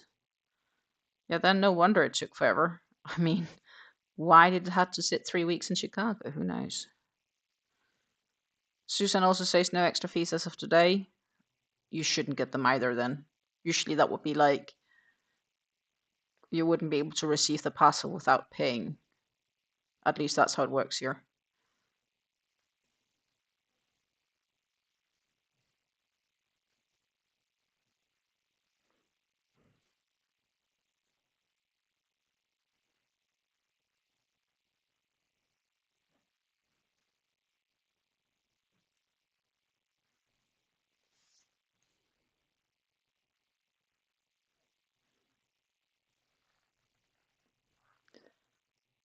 And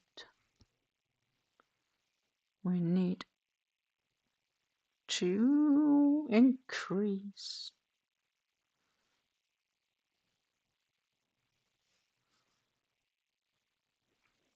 We're getting closer to the end though.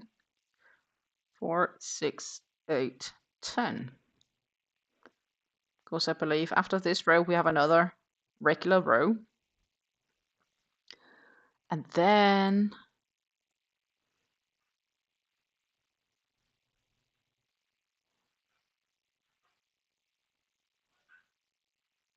it's like slip stitching when we get there, more or less. So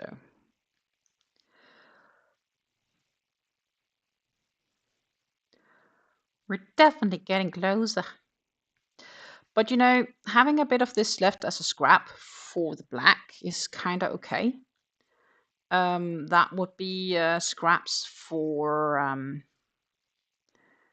like if I want to embroider eyes or something like that on amigurumi. Would be absolutely freaking perfect for that.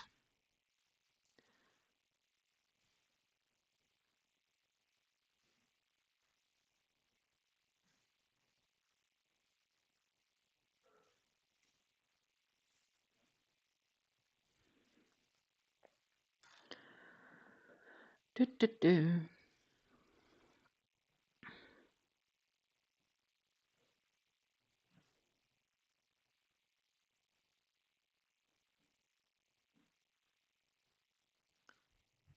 Oh, because of you two, I started watching Clarkson's Farm. On that note, Ref, did you finish it? Did you finish Clarkson's Farm since last time? I mean, it is freaking hilarious. In a positive way. He's doing great stuff for farming, and it's just hilarious. 2, 4, 6, 8. So he does have a great humor. You finished it yesterday. Mm. How did you find the episode with Endgame? That is the one in the last season, season 4. Yeah, that was not good. But they are recording season 6, which is a good sign.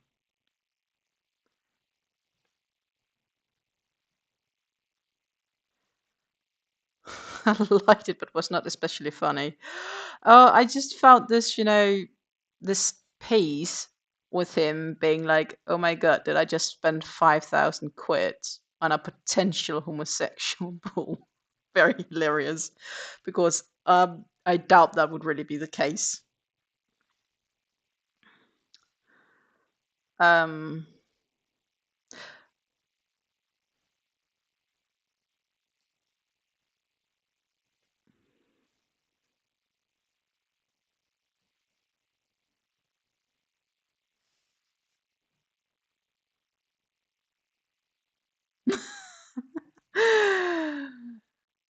Lisa says, "With by living in the lands, it does make you laugh." Yeah, I can imagine.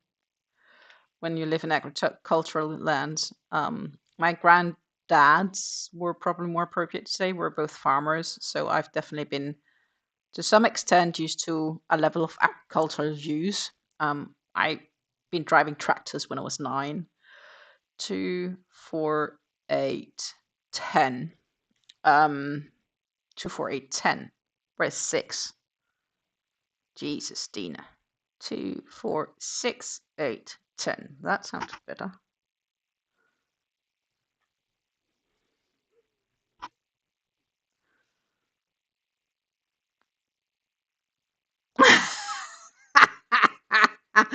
The Darren meal was great. Lisa's face when she said the snails the snails came was with face from a woman debating on how bad prison would be. I was also being like, oh my goodness, he just signed his own death warrant there. Ah, but he knew the risk, so.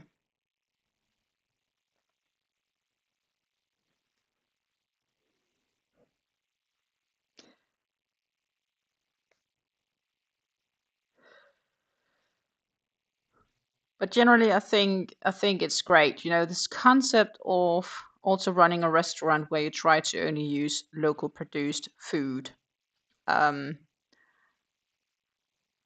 is a great idea. Of course, the question is how long is it viable, and that depends on whatever supply you have. Um,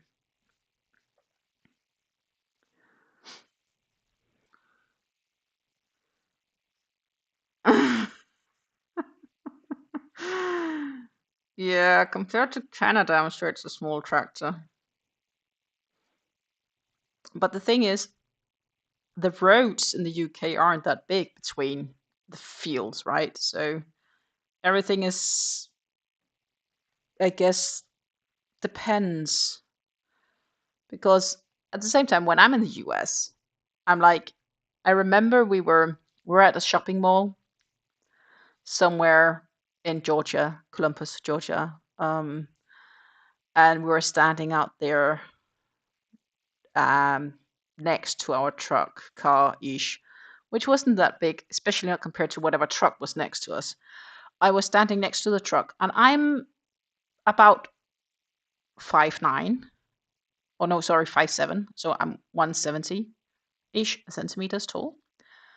I was standing and I couldn't even look over the hood of the truck. I'm like, why do you need such a big truck? You can't even look over the hood. Like, you need a ladder to climb into it. What's the purpose? 4, 6, 8, 10. But the reason is just, I guess, everything is bigger in relation, but the whole country is bigger. It's not just the truck, right? It's everything.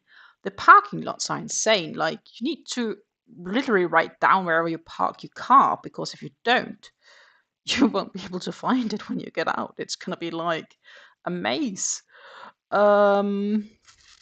It's just because everything is bigger, but the whole country is bigger. And I guess we're just not used to big in the same way in Europe. Because our countries are relatively, in comparison, smaller.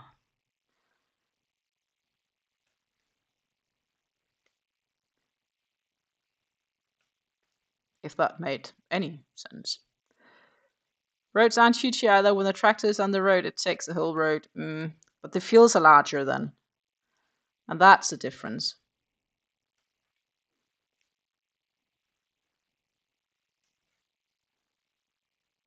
But it is quite devastating when you see how much work they put into it and how little profit it's possible to be had. Like, you need to love farming. You don't need to start farming because you want to earn a living. Like, you need to be able to afford to be a farmer, kinda-ish. Hubby's truck is stupid big too. I don't like it. The running board step to get into the truck is above my knee. That's my point. That's crazy. Why does he need a big truck like that? I guess to prevent getting stuck in mud on the areas where they work. I mean, there's no need for huge trucks, one would think. But maybe it's just me being simple. 2, 4, 6, 8, 10. We are, on that note, looking for a new car. Or I should say, my partner is looking for a new car. He's going to get a new car from his boss. But since it's a company car and we can drive on it for free and so on, there is some private taxation on it. So that depends then on the price tag on the car. So it's not like you can get the biggest, most expensive Ferrari and it's not going to cost you anything, because it will. Not that we are going to get a Ferrari, because that's anything but practical for our daily use. And we're trying to figure out what he wants and what type he's getting. So the challenge is, my parents live in Denmark, and it is a 965 kilometers drive home to visit my parents. That's not bad as such. It's a 9 hours drive, give or take, depending on traffic. But it is no fun to have to stop multiple times to charge an electrical car. So it doesn't feel like an electrical car or a fully electrical car is a viable choice for us. Because also, to make it worse, so an electrical car that's about in the price range, we would have to charge a minimum of 3, maybe 4 times before we are at my parents' place. Right? That would be like within budget kind of electrical car. And it's going to take longer then to drive the long stretch as already is. Then the next problem comes.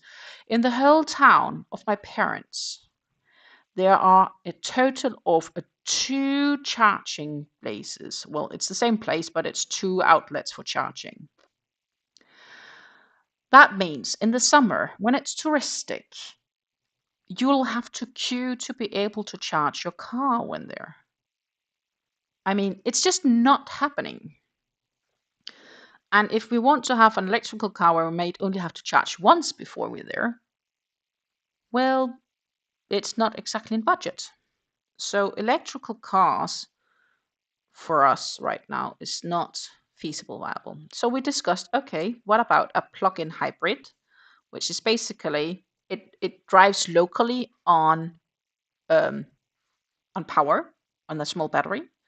So if you only need to do groceries and so on, you can drive there electronically, like electric.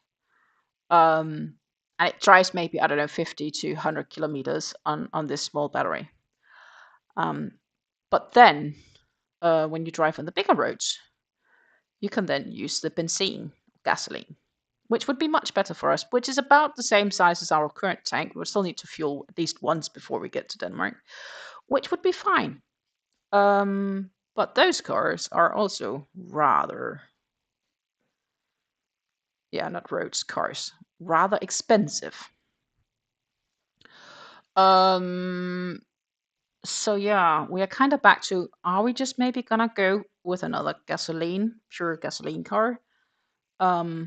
Because that still seems to be the more safer solution. Oh, 1, 2, I just need to count. 4, 6, 8, 10. Because, it is quicker just to refill gasoline than it is to charge a car. And maybe it's about what you're used to. Maybe it's just a question on, okay, you need to plan better and take longer peeing breaks, so to say, on the road. But I mean, we aren't exactly waiting for it either. So we're not really sure what direction we'll head to when it comes to a new car. But he needs to order no later than this year if he wants to have it full gasoline because of the new Dutch government rules governing company cars. So that's kind of the thing. So I guess he's a bit in a thinking box.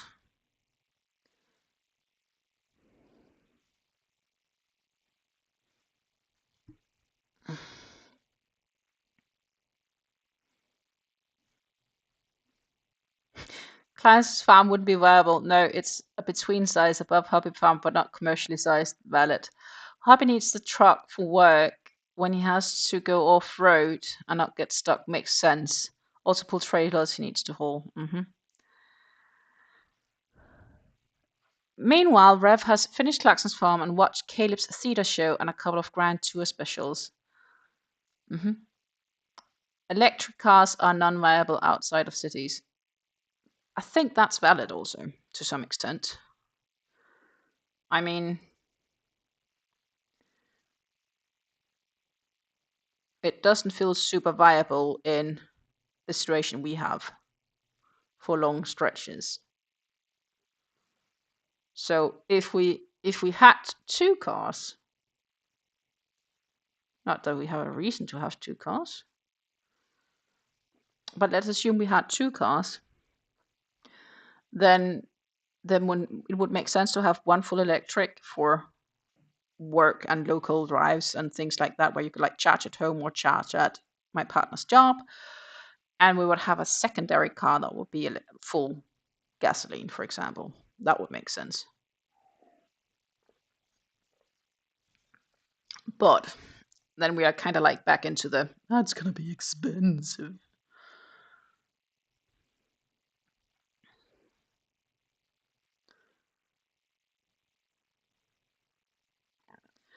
More and more we have cities now here in the Netherlands that is actually prohibiting you to drive into them if you are in a diesel car. 4, 6, 8, 10.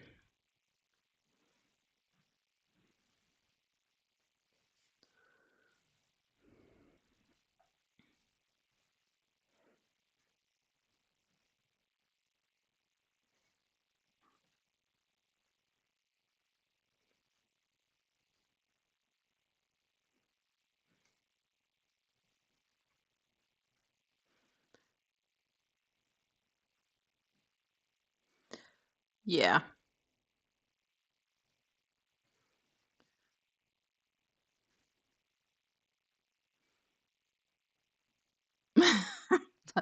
I'm gonna agree with this. Europe has a lot of senseless regulations just for the sake of regulations.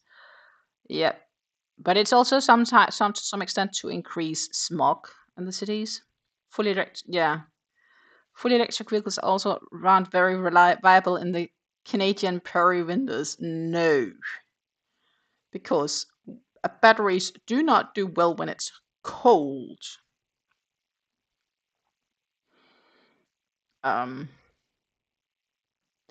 So it could very well be that we'll just upgrade to a new full-on gasoline car instead. That will be the last time. So next time he then would have to get a new one, we would need to get electric. But that's a few more years down the road, and then maybe the situation is a bit better for the concept of electrical vehicles. Or maybe the thing is, we don't really need 2 cars in this household, but maybe we could have 2 cars at that point.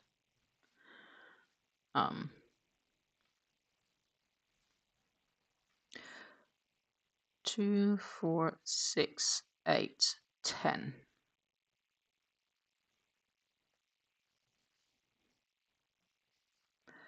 You own a vehicle in Mexico, we have it to get it emission tested every year if we want to drive it in Mexico City, Puebla City, which you do regularly. Okay, yeah, that's kind of making sense too.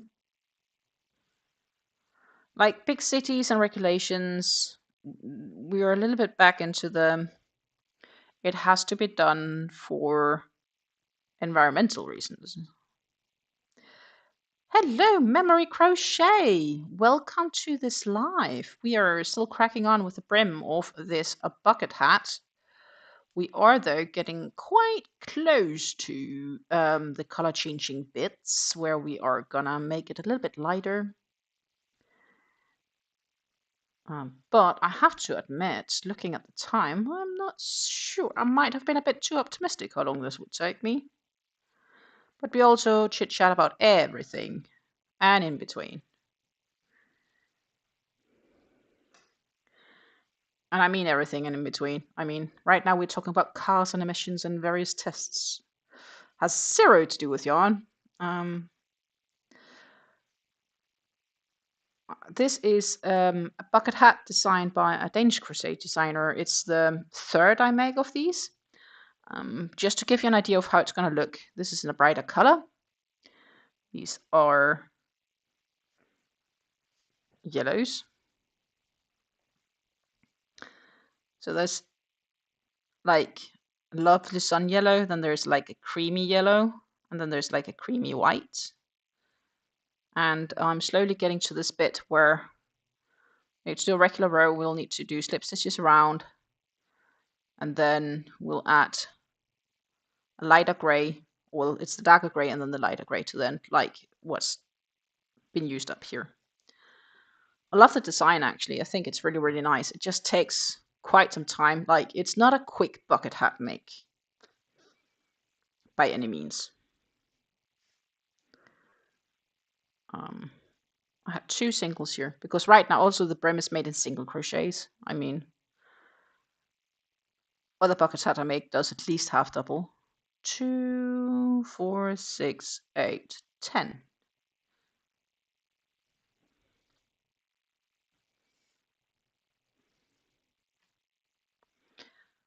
Rev says, check out this bullshit.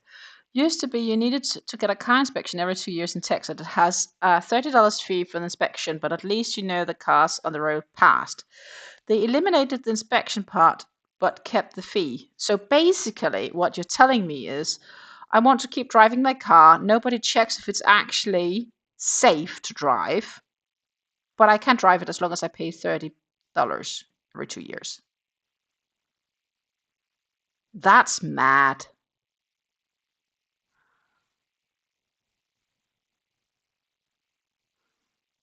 Like, that's straight out crazy.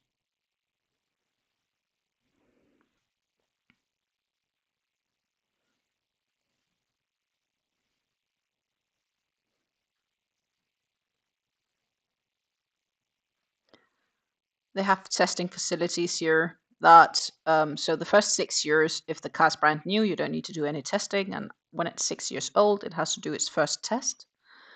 And then I believe it's once every 2 years until it's maybe 10. And then it needs to get tested, I think, yearly, to be allowed to drive on the roads.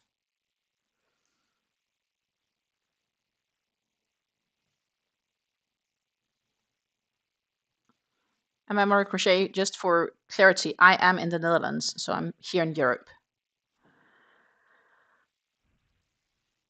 Texas is just corruption all the way down. That is what happens when the majority of people just vote the party line regardless. Yeah. When people are comfy with what they know,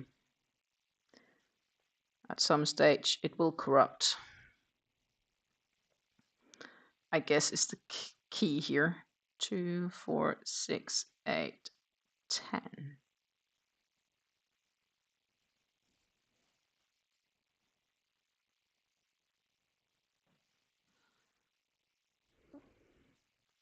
Similar tests in Canada.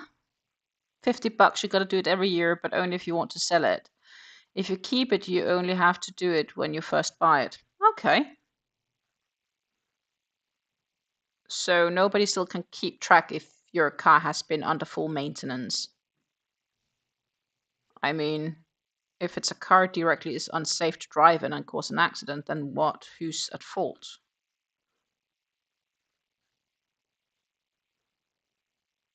Like, I think there are logic reasons for the testing they want to do.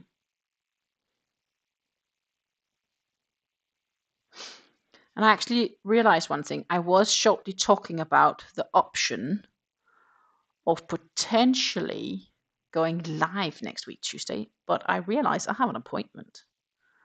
Or I possibly have an appointment, so I can't. Which means that then we might not have lives at all next week.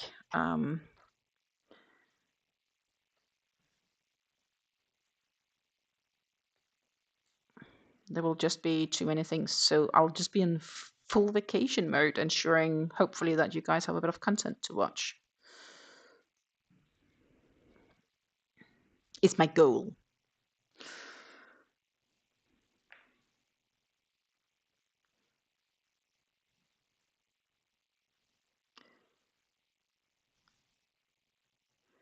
Hopefully no bad feelings. But I realized I have an appointment.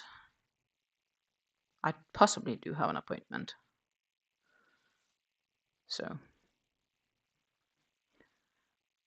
it's by province. In Manitoba, we have no fault insurance and it's owned by the government. Okay. Well, that's easy. Okay, I do believe I'm now in for a round full of blah, blah, blah, increase all the way around, done. I have an extra stitch now. Okay. 10th round, crochet 1 round of single crochets. Yes, I can do that. So that is just now 1 full round of single crochets. This is easy peasy.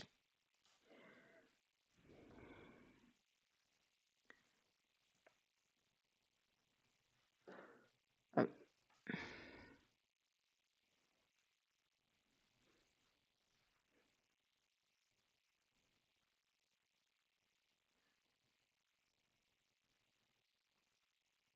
buy some souvenir yarn. That would require me to pop into a yarn store.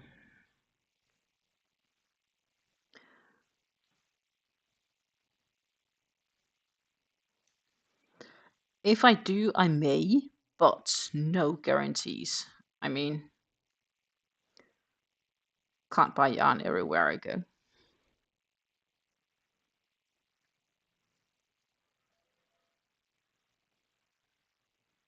Could wish for it. It will not be the best of ideas, I think.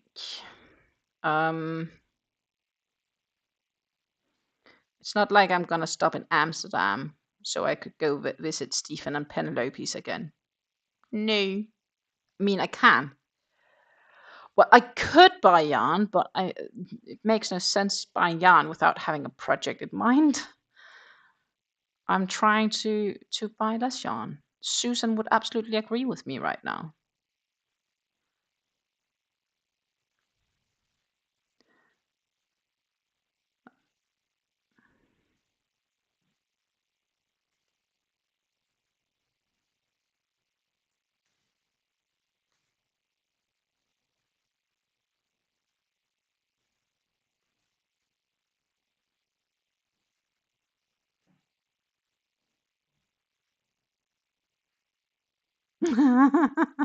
Susan isn't here.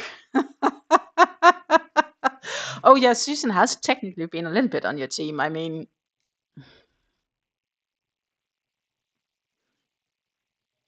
yeah, that's semi-valid.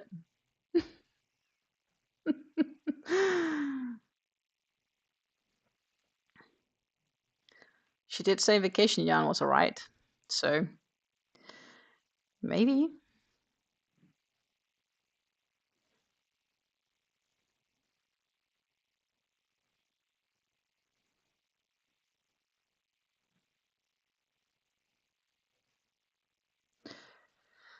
And looking at my yearly decrease, my stash has so far in 2026, gentlemen and ladies, decreased a bit. Not by much, but we are on an official decrease. Whoop whoop. So that's cool.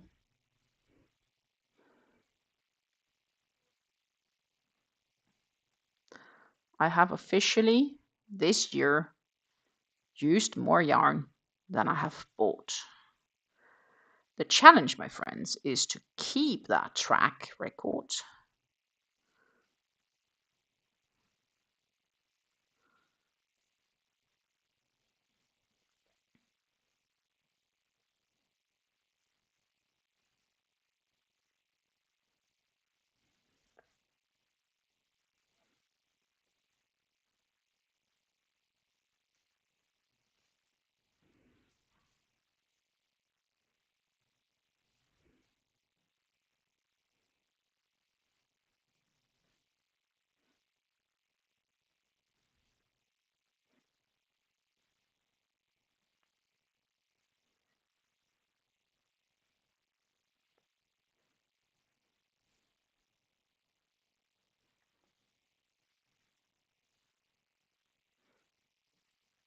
There are great one skein projects.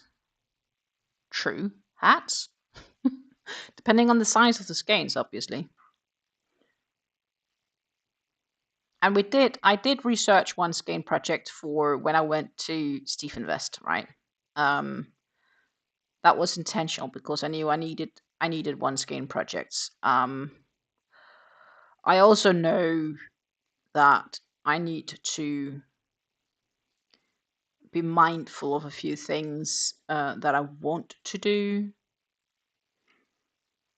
and I want to have a few one skein projects ideas.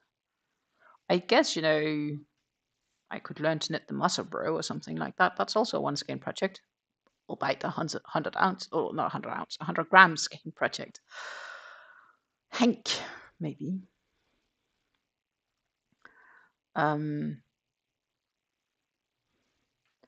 So it's about finding the right projects for the right yarn.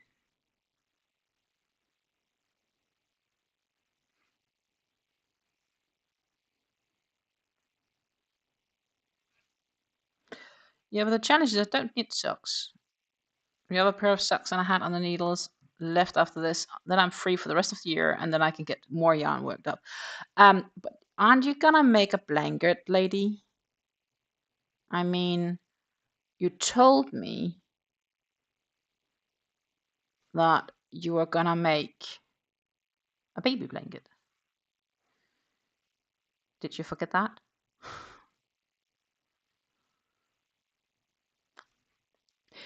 Did you, by the way, hear anything on the gender? Any news?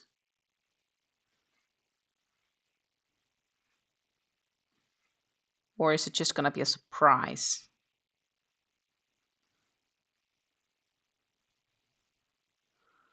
You know, just having it as a surprise is pretty modern these days as well.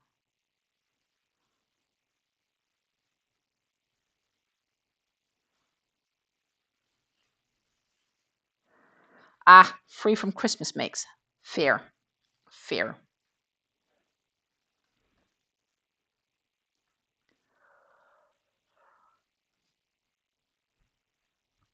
The scan is on the 20th. Oh, so then I will know after my vacation.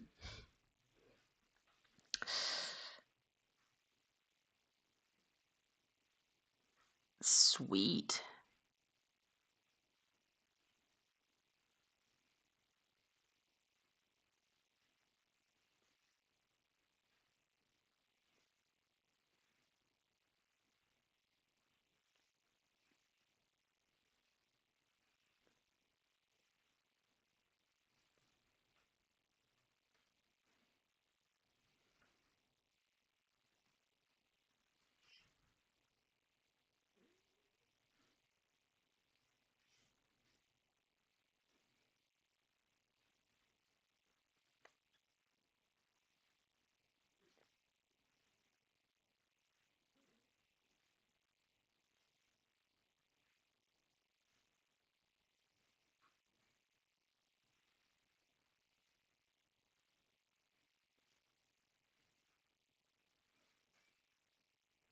But yeah, no. I think we can say pretty certain this hat isn't gonna finish today. I could probably finish it tonight though. But I'm also contemplating other things.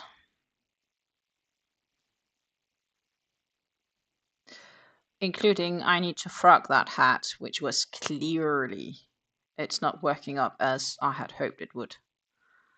And I think it's a yarn. I just don't. I think it is knit friendly in the sense of, but not in this manner. If you just do stockinette or back and forth or something like that, simple, it's probably going to be fine. But I don't feel it's knit beanie friendly. No. Maybe if I crocheted it. You won't be finishing the hat today either? Well, then we're in the same boat. And it's not necessarily a bad thing, I guess. It's just been me overly optimistic about how long it takes to make single crochets. And of course, let's not forget, we've had a very good time.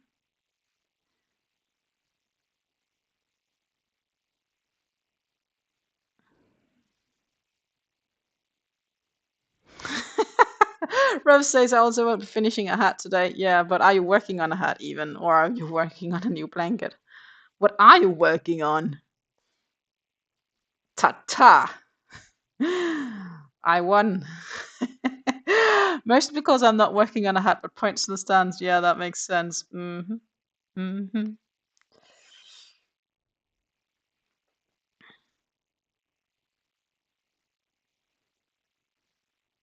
Oh well, so the main issue with this hat is basically all of the single crochets. Half doubles would have been so much quicker to get through.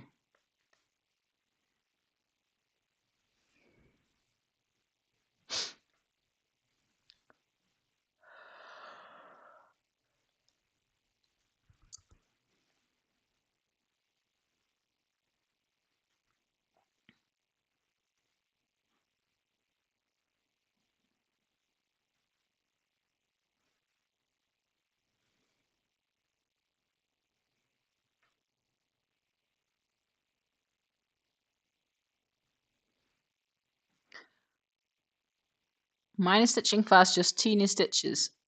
It sounds like when I was making that cowl, it worked up like in the sense of fast-ish, but it was a lot of tiny stitches, so it took forever. I probably just need to double strand a lot more beanies and then rip knit them and then bam, done.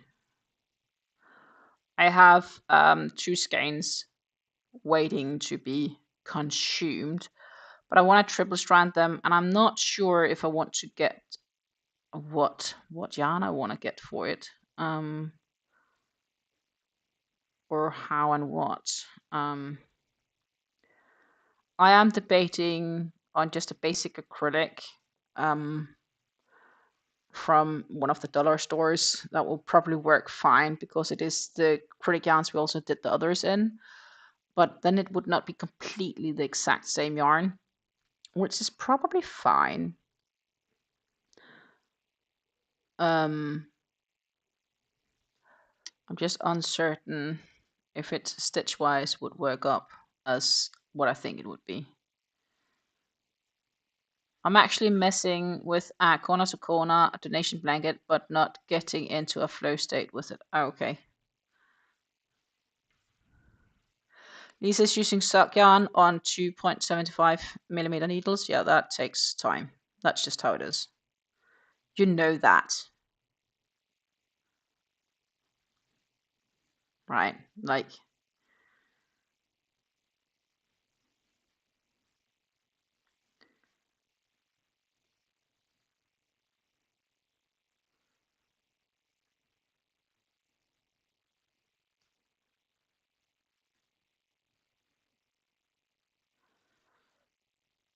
But yeah, so my end conclusion on my stitching or needles is...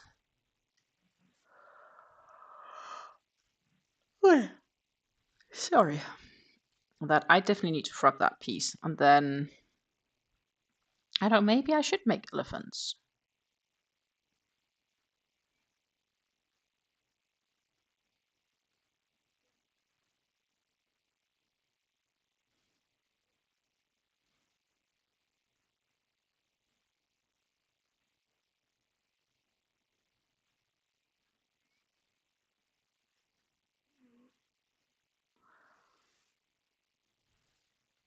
That's the keyword. We need to know what we get ourselves into. I don't always. The yarn is unreal soft using Knit Pro Terra that I also bought in Spain. Knit Pro Terra yarn or needles? But it's always nice to work with something that's super soft.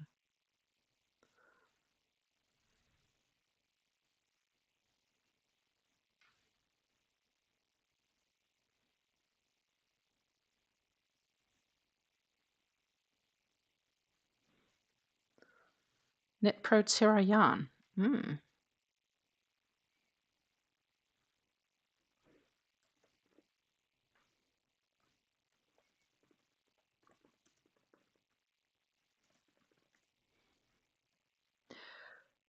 That is gorgeous.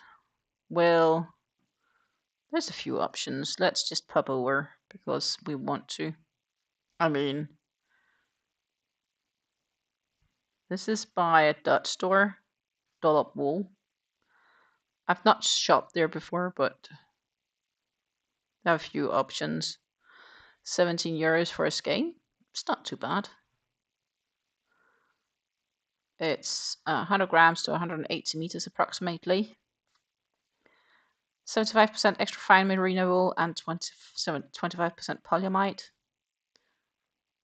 And let's pop in and look at options. Party lights. Oh, go away with all your newsletter pop-ups. Riverbank. That's gorgeous, by the way. Wilderness. Tropical seascape. Cafe rose. Summer romance. Valentine. I agree. It's a bit of a Valentine's color. New York, New York. Cabin in the woods. Himalayas. Sandy sea. Twilight flame. Old Delhi. Sorry for them not being bigger. Spring blush. This also looks to be spring blush, but like a very tiny photo. Beach house. That's nice, actually. And mint sky is also kind of, if you're into mints. I like the mints. Cool. Bonnie Blooms. Okay, the store didn't have that one.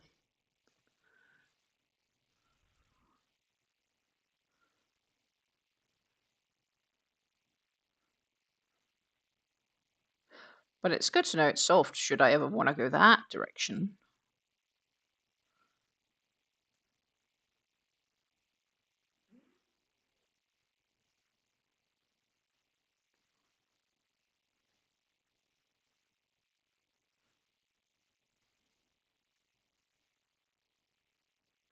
Reminds me slightly of the feeling I had with the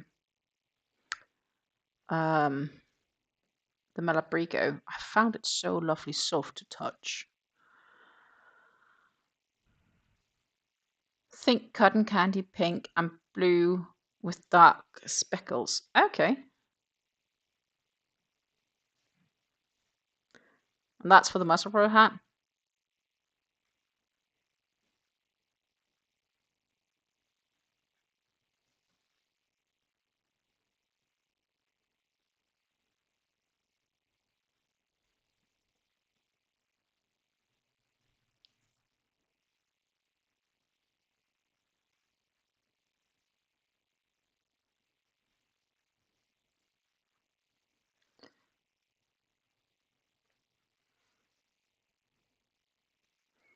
Yep. Lisa's going to send us a picture. I will check my mail as I get to my stitch marker then.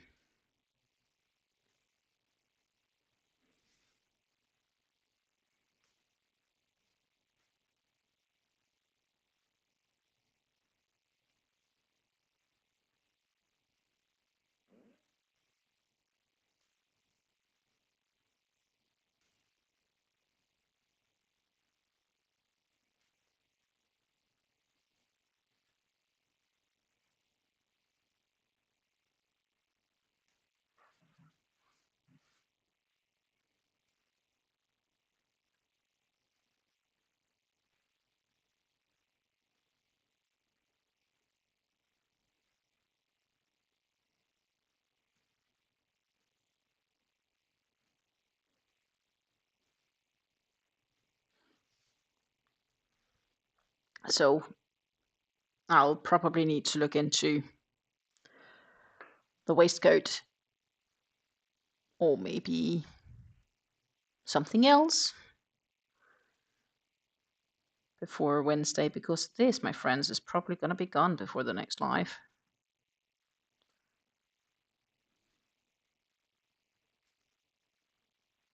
Sent. Okay, give me a moment. Just a couple of stitches and I'll pop in.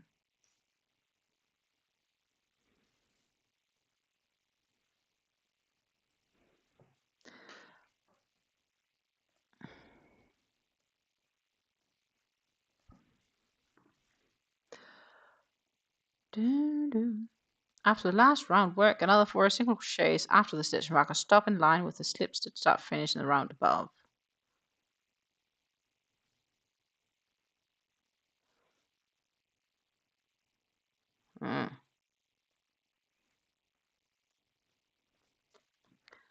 I will check that in a few. I'm getting suggested to buy train tickets, which I don't need.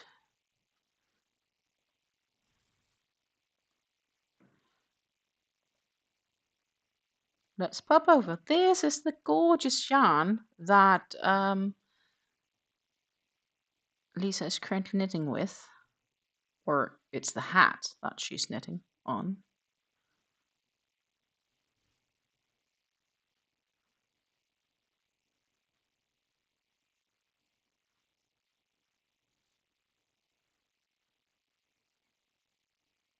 So that is gorgeous.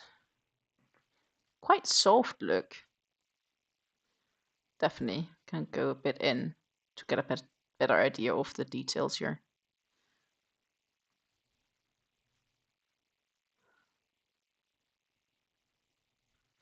But it's definitely nice coloring. Absolutely. Gorgeous colors.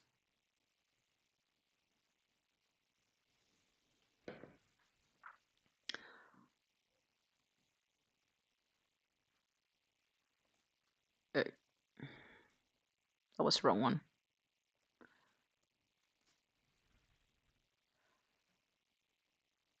The strip felt and I thought it was a bit of cashmere in it. It's that soft. Oh, wow. It's for your youngest. He picked the yarn. Oh, yeah, because he was with you. Okay, so what I think it says, if it wants to line up with that, it wants to line up with these slip stitches.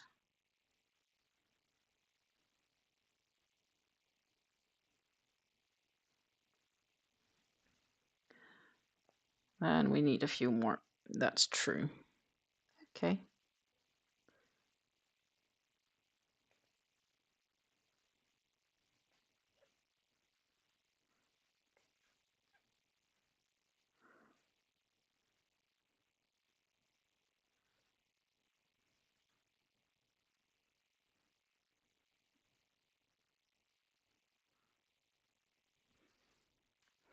So now my bonus question for myself is,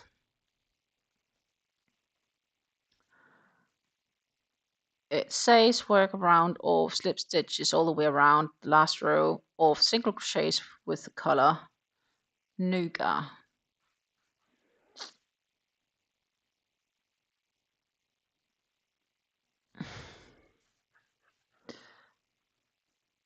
Finish with the slip stitch in the last slip stitch of the previous round. Fasten off.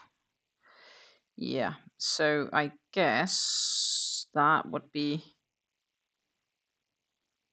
pretty close to there indeed. Okay. So that is what we're going to be doing. We are going to be slip stitching away for a round.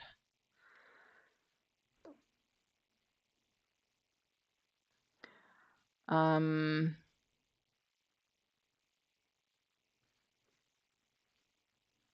then this is the yarn I have left, so it's not like a lot, but it's definitely enough to get around slip stitching.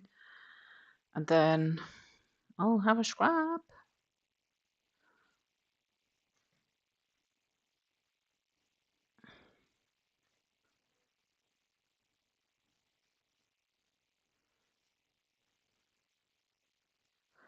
And the next round, I then need to get in between these stitches to work the next round, which is a bit fiddly actually.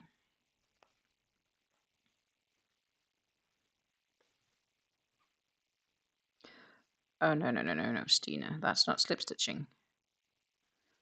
I want to make single crochets because I've made so many of them.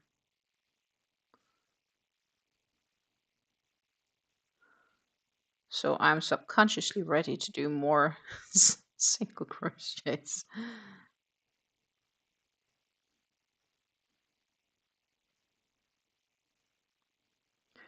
And yeah, when I then attach the next yarn, I can crochet over the tail.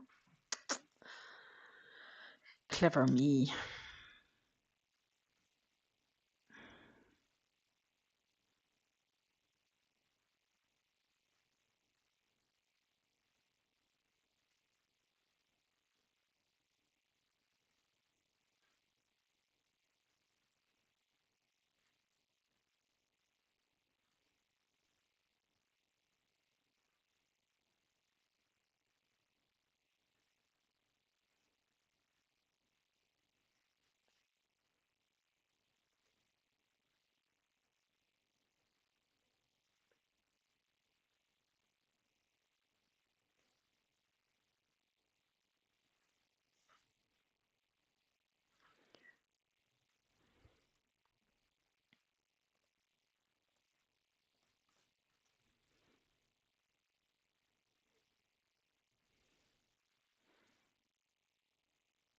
It's apparently Knit Pro's attempt at hand-dyed yarn. Obviously, I'm a fan. So, I guess you need to get more Knit Pro yarns then.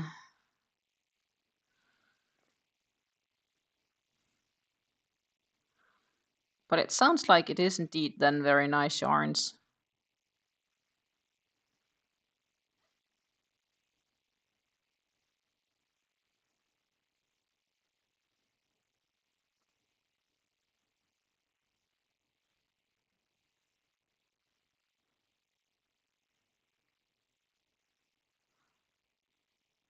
What's the name of the other shawl again? It's called the Whalebone Shawl by Morben Design.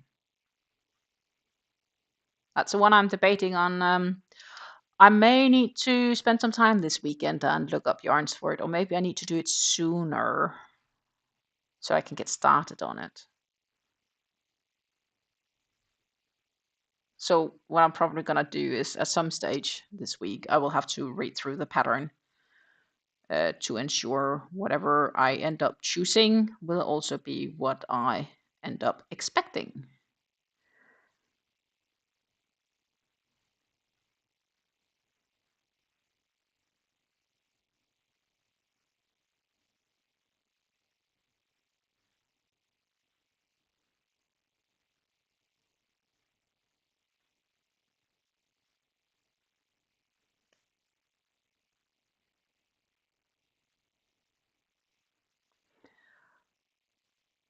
I did. I wonder if it's still the same link, if that's the one I have on my... Yeah. That's a Etsy link for the listing from the original creator, yeah.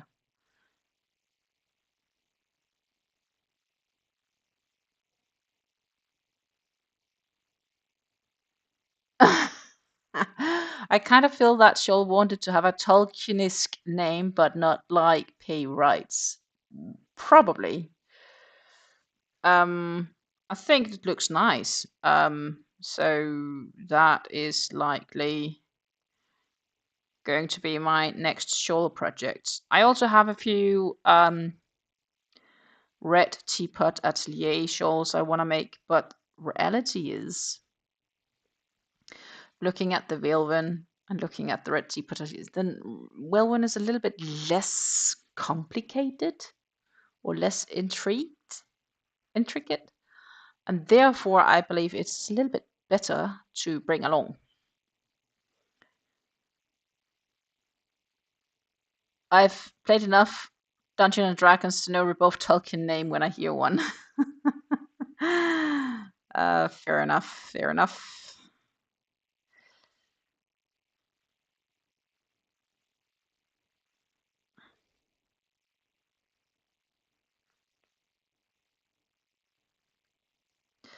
I used to have a book on... Oh my goodness. It was like some sort of sorcerer, dark elf thing.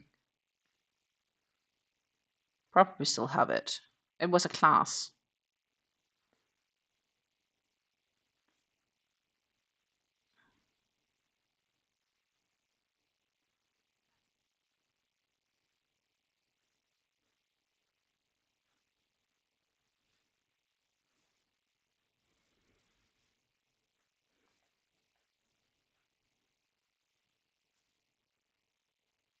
Blade Singer? No.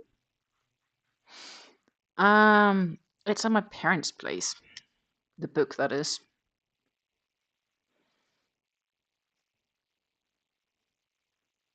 I actually realized one of my German teammates is also a bit of a D&D player.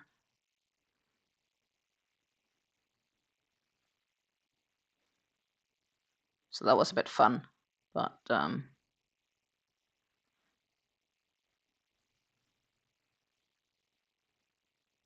my partner isn't, so it was something I did in my youth, like before I left my parents.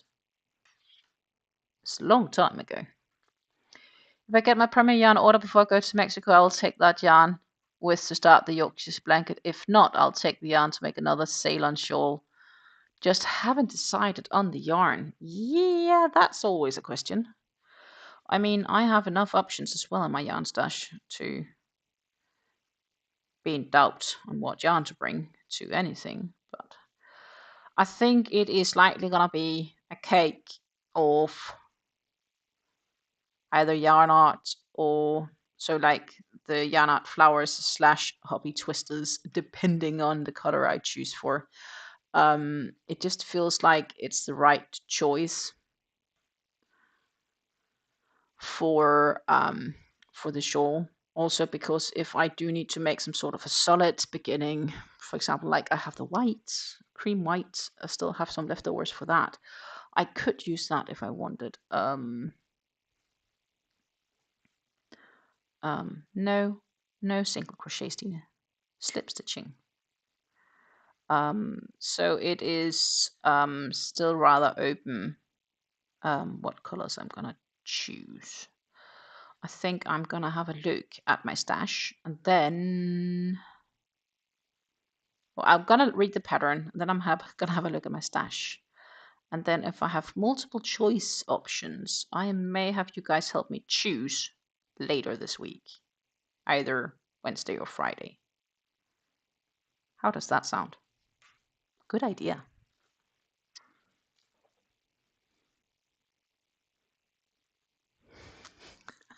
It's not a proper Yorkshire blanket if it's not drowned in gravy served with Yorkshire gold tea. Oh my goodness. Prefer not to get food on my makes. Guess it won't be proper. Nope, it won't be proper then, I guess. A friend of mine lives quite close to Worcester. So we always joke about the Worcester shores.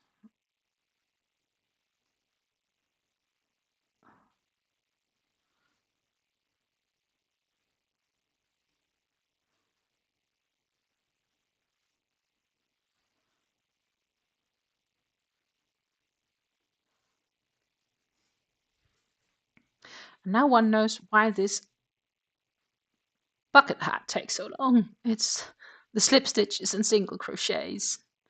There is way too many of them. Or I should make a smaller size. I could, technically, have done that, but I didn't.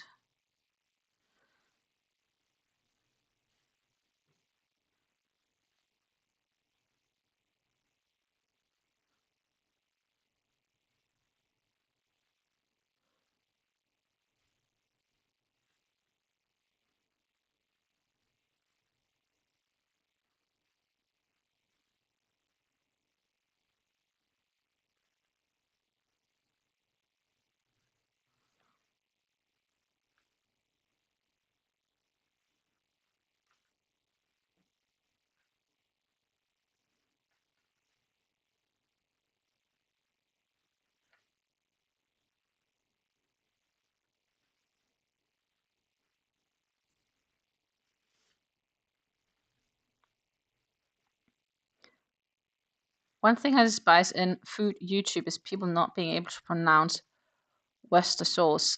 It's very simple. Worcester sauce. Worcester sauce. Actually, it's just Worcester. Worcester. Yeah, you can argue if it's Worcestershire, but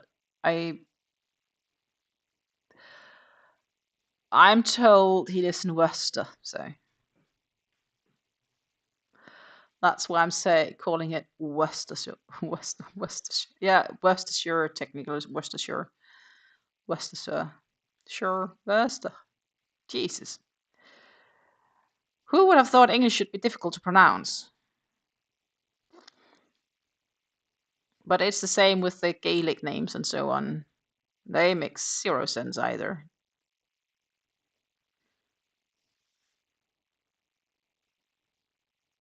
Yeah, Worcestershire. Worcestershire.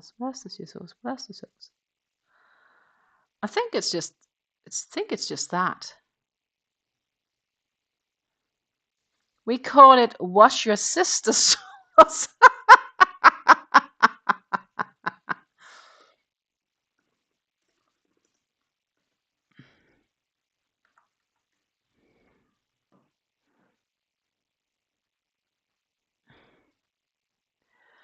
Well, technically it is just Worcester sauce because let's pop over here. See, Tesco sells that Worcester sauce. It's Worcester sauce, Worcester sauce, Worcester sauce. And then Heinz, which is not English, goes in and say Worcestershire sauce, but that's wrong. Then we have another Heinz version saying Worcester sauce, which I agree more with. I don't know if that's, but it's Asian. Who knows? So it seems to be various arguments as to what it's named. But I mean,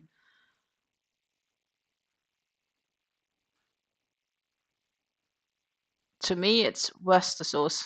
Looking at this, but they do have some sure in between, so maybe it depends on who makes it.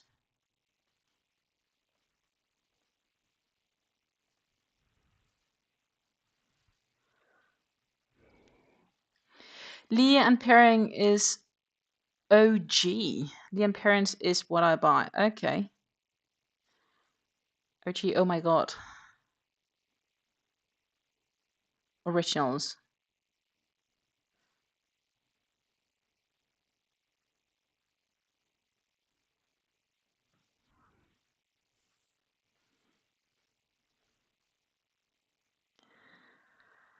Do, do, do, do.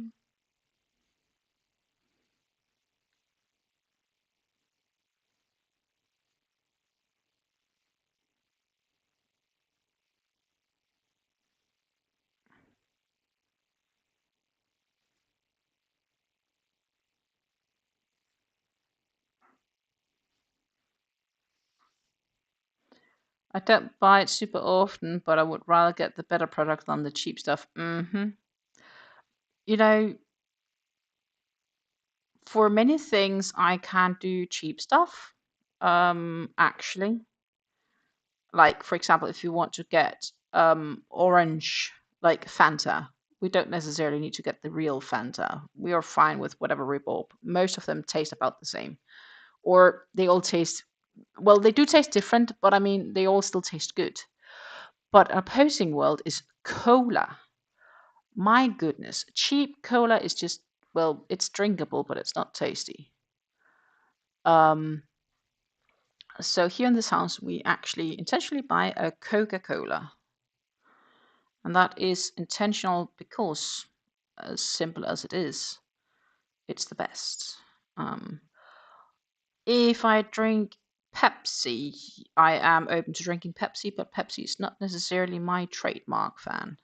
So it just kind of depends on, I guess, what you're into. Pepsi is kind of okay, but I mean, here in the Netherlands and also other places in Europe, there's lots of cheaper cola versions which just aren't the same. I don't drink a lot of cola, but when I do want the good one. If it looks like sad orange juice, no thanks. Yeah. Real Fanta should be neon colored. No, it should not necessarily. That just sounds toxic to me. Also, except actually, Coca-Cola is reasonably um, keeping true to its brand.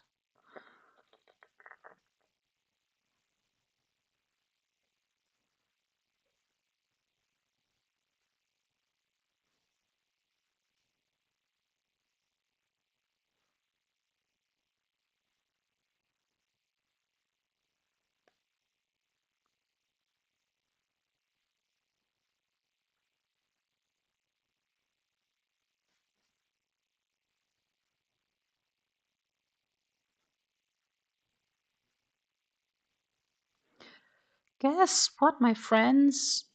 I am about to be able to cut this yarn. Whoop, whoop, whoop, whoop. Oh, not like that. So what I probably should do is when we get all the way through here, before cutting, but it should be fine. Maybe I should flip the camera back up. Maybe we can have a little test fit moment. But I mean, we're still gonna have to do 4 more rows before this is done. 2 rows of a single crochet and 2 rows of slip stitches. But it is different colors, so we'll have to like weave in ends and stuffs. So that would have been it. Bam.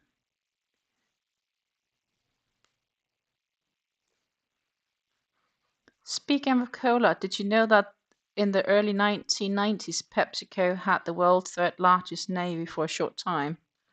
Oh, no.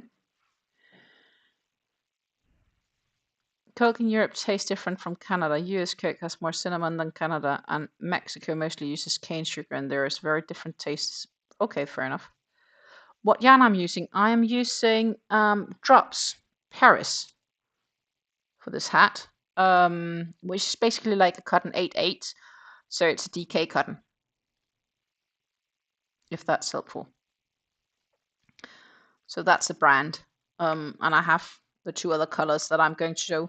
What I'm going to do now, after I've woven in these ends, is I'm going to attach this darker gray, do a round of single crochets, but I'm going to use the single crochet rows of the previous row, where I'm going to work them in, and then I'll do a slip stitch row as well, and the same I'll do then, cut the yarn, weave an end, attach the light gray, do a row of single crochet in between, again, but a bit higher, obviously. So it will end up like this on the bottom of the brim. That's the plan, at least.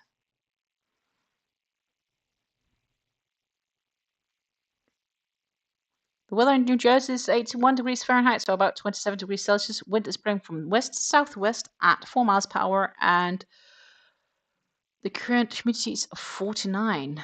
In Winkler, it is 87 degrees Fahrenheit, 31 degrees Celsius. Wind is blowing from south at 13 miles per hour, and the humidity is 56. Well, it's slightly gotten a bit warmer here, so we'll probably hover close to the 30, I think. 29, 30. Lucky me. Weather for Nijmegen. Currently conditions is partly cloudy with a temperature of 85 degrees Fahrenheit, 29 degrees Celsius. Wind is blowing from north-northeast at 8 miles per hour, and the humidity is 38. We haven't had much rain. We could use rain. That is very valid. As the Soviet Union was imploding, they could not pay for the import of Pepsi, and due to lack of cash transfers, most of the Soviet fleet. Oh my goodness, seriously? That's crazy. If that's indeed the case. That's crazy. Anyhow. Here we go. So I'm gonna take off my headset just for easy simpliness. Whoops. You can still hear me, I hope. Just for testing. Ta-ta! It is gonna get a bit better because obviously we are gonna get a couple of more rows to it. But it's not too bad. It's a little bit big for my head, but not like insanely big. It's gonna show you guys the yellow one because I think this is darn cute.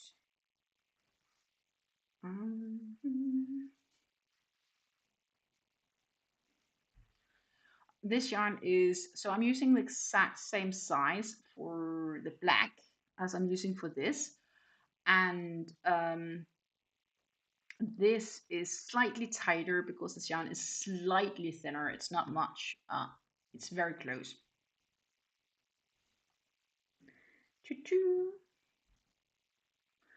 So this is going to be so much nicer when I have the last 4 rows on. But I think we're doing pretty good, because looking at where the yellow would be, that's probably pretty close to where the black also is. So yeah, that's going to be good when we are done. But there's another 4 rows to go on the bucket hats. And almost finished with the black. That's going to be a scrap end. I think I'm going to have about 2 half skeins of these left when I'm done. I'll weigh them up.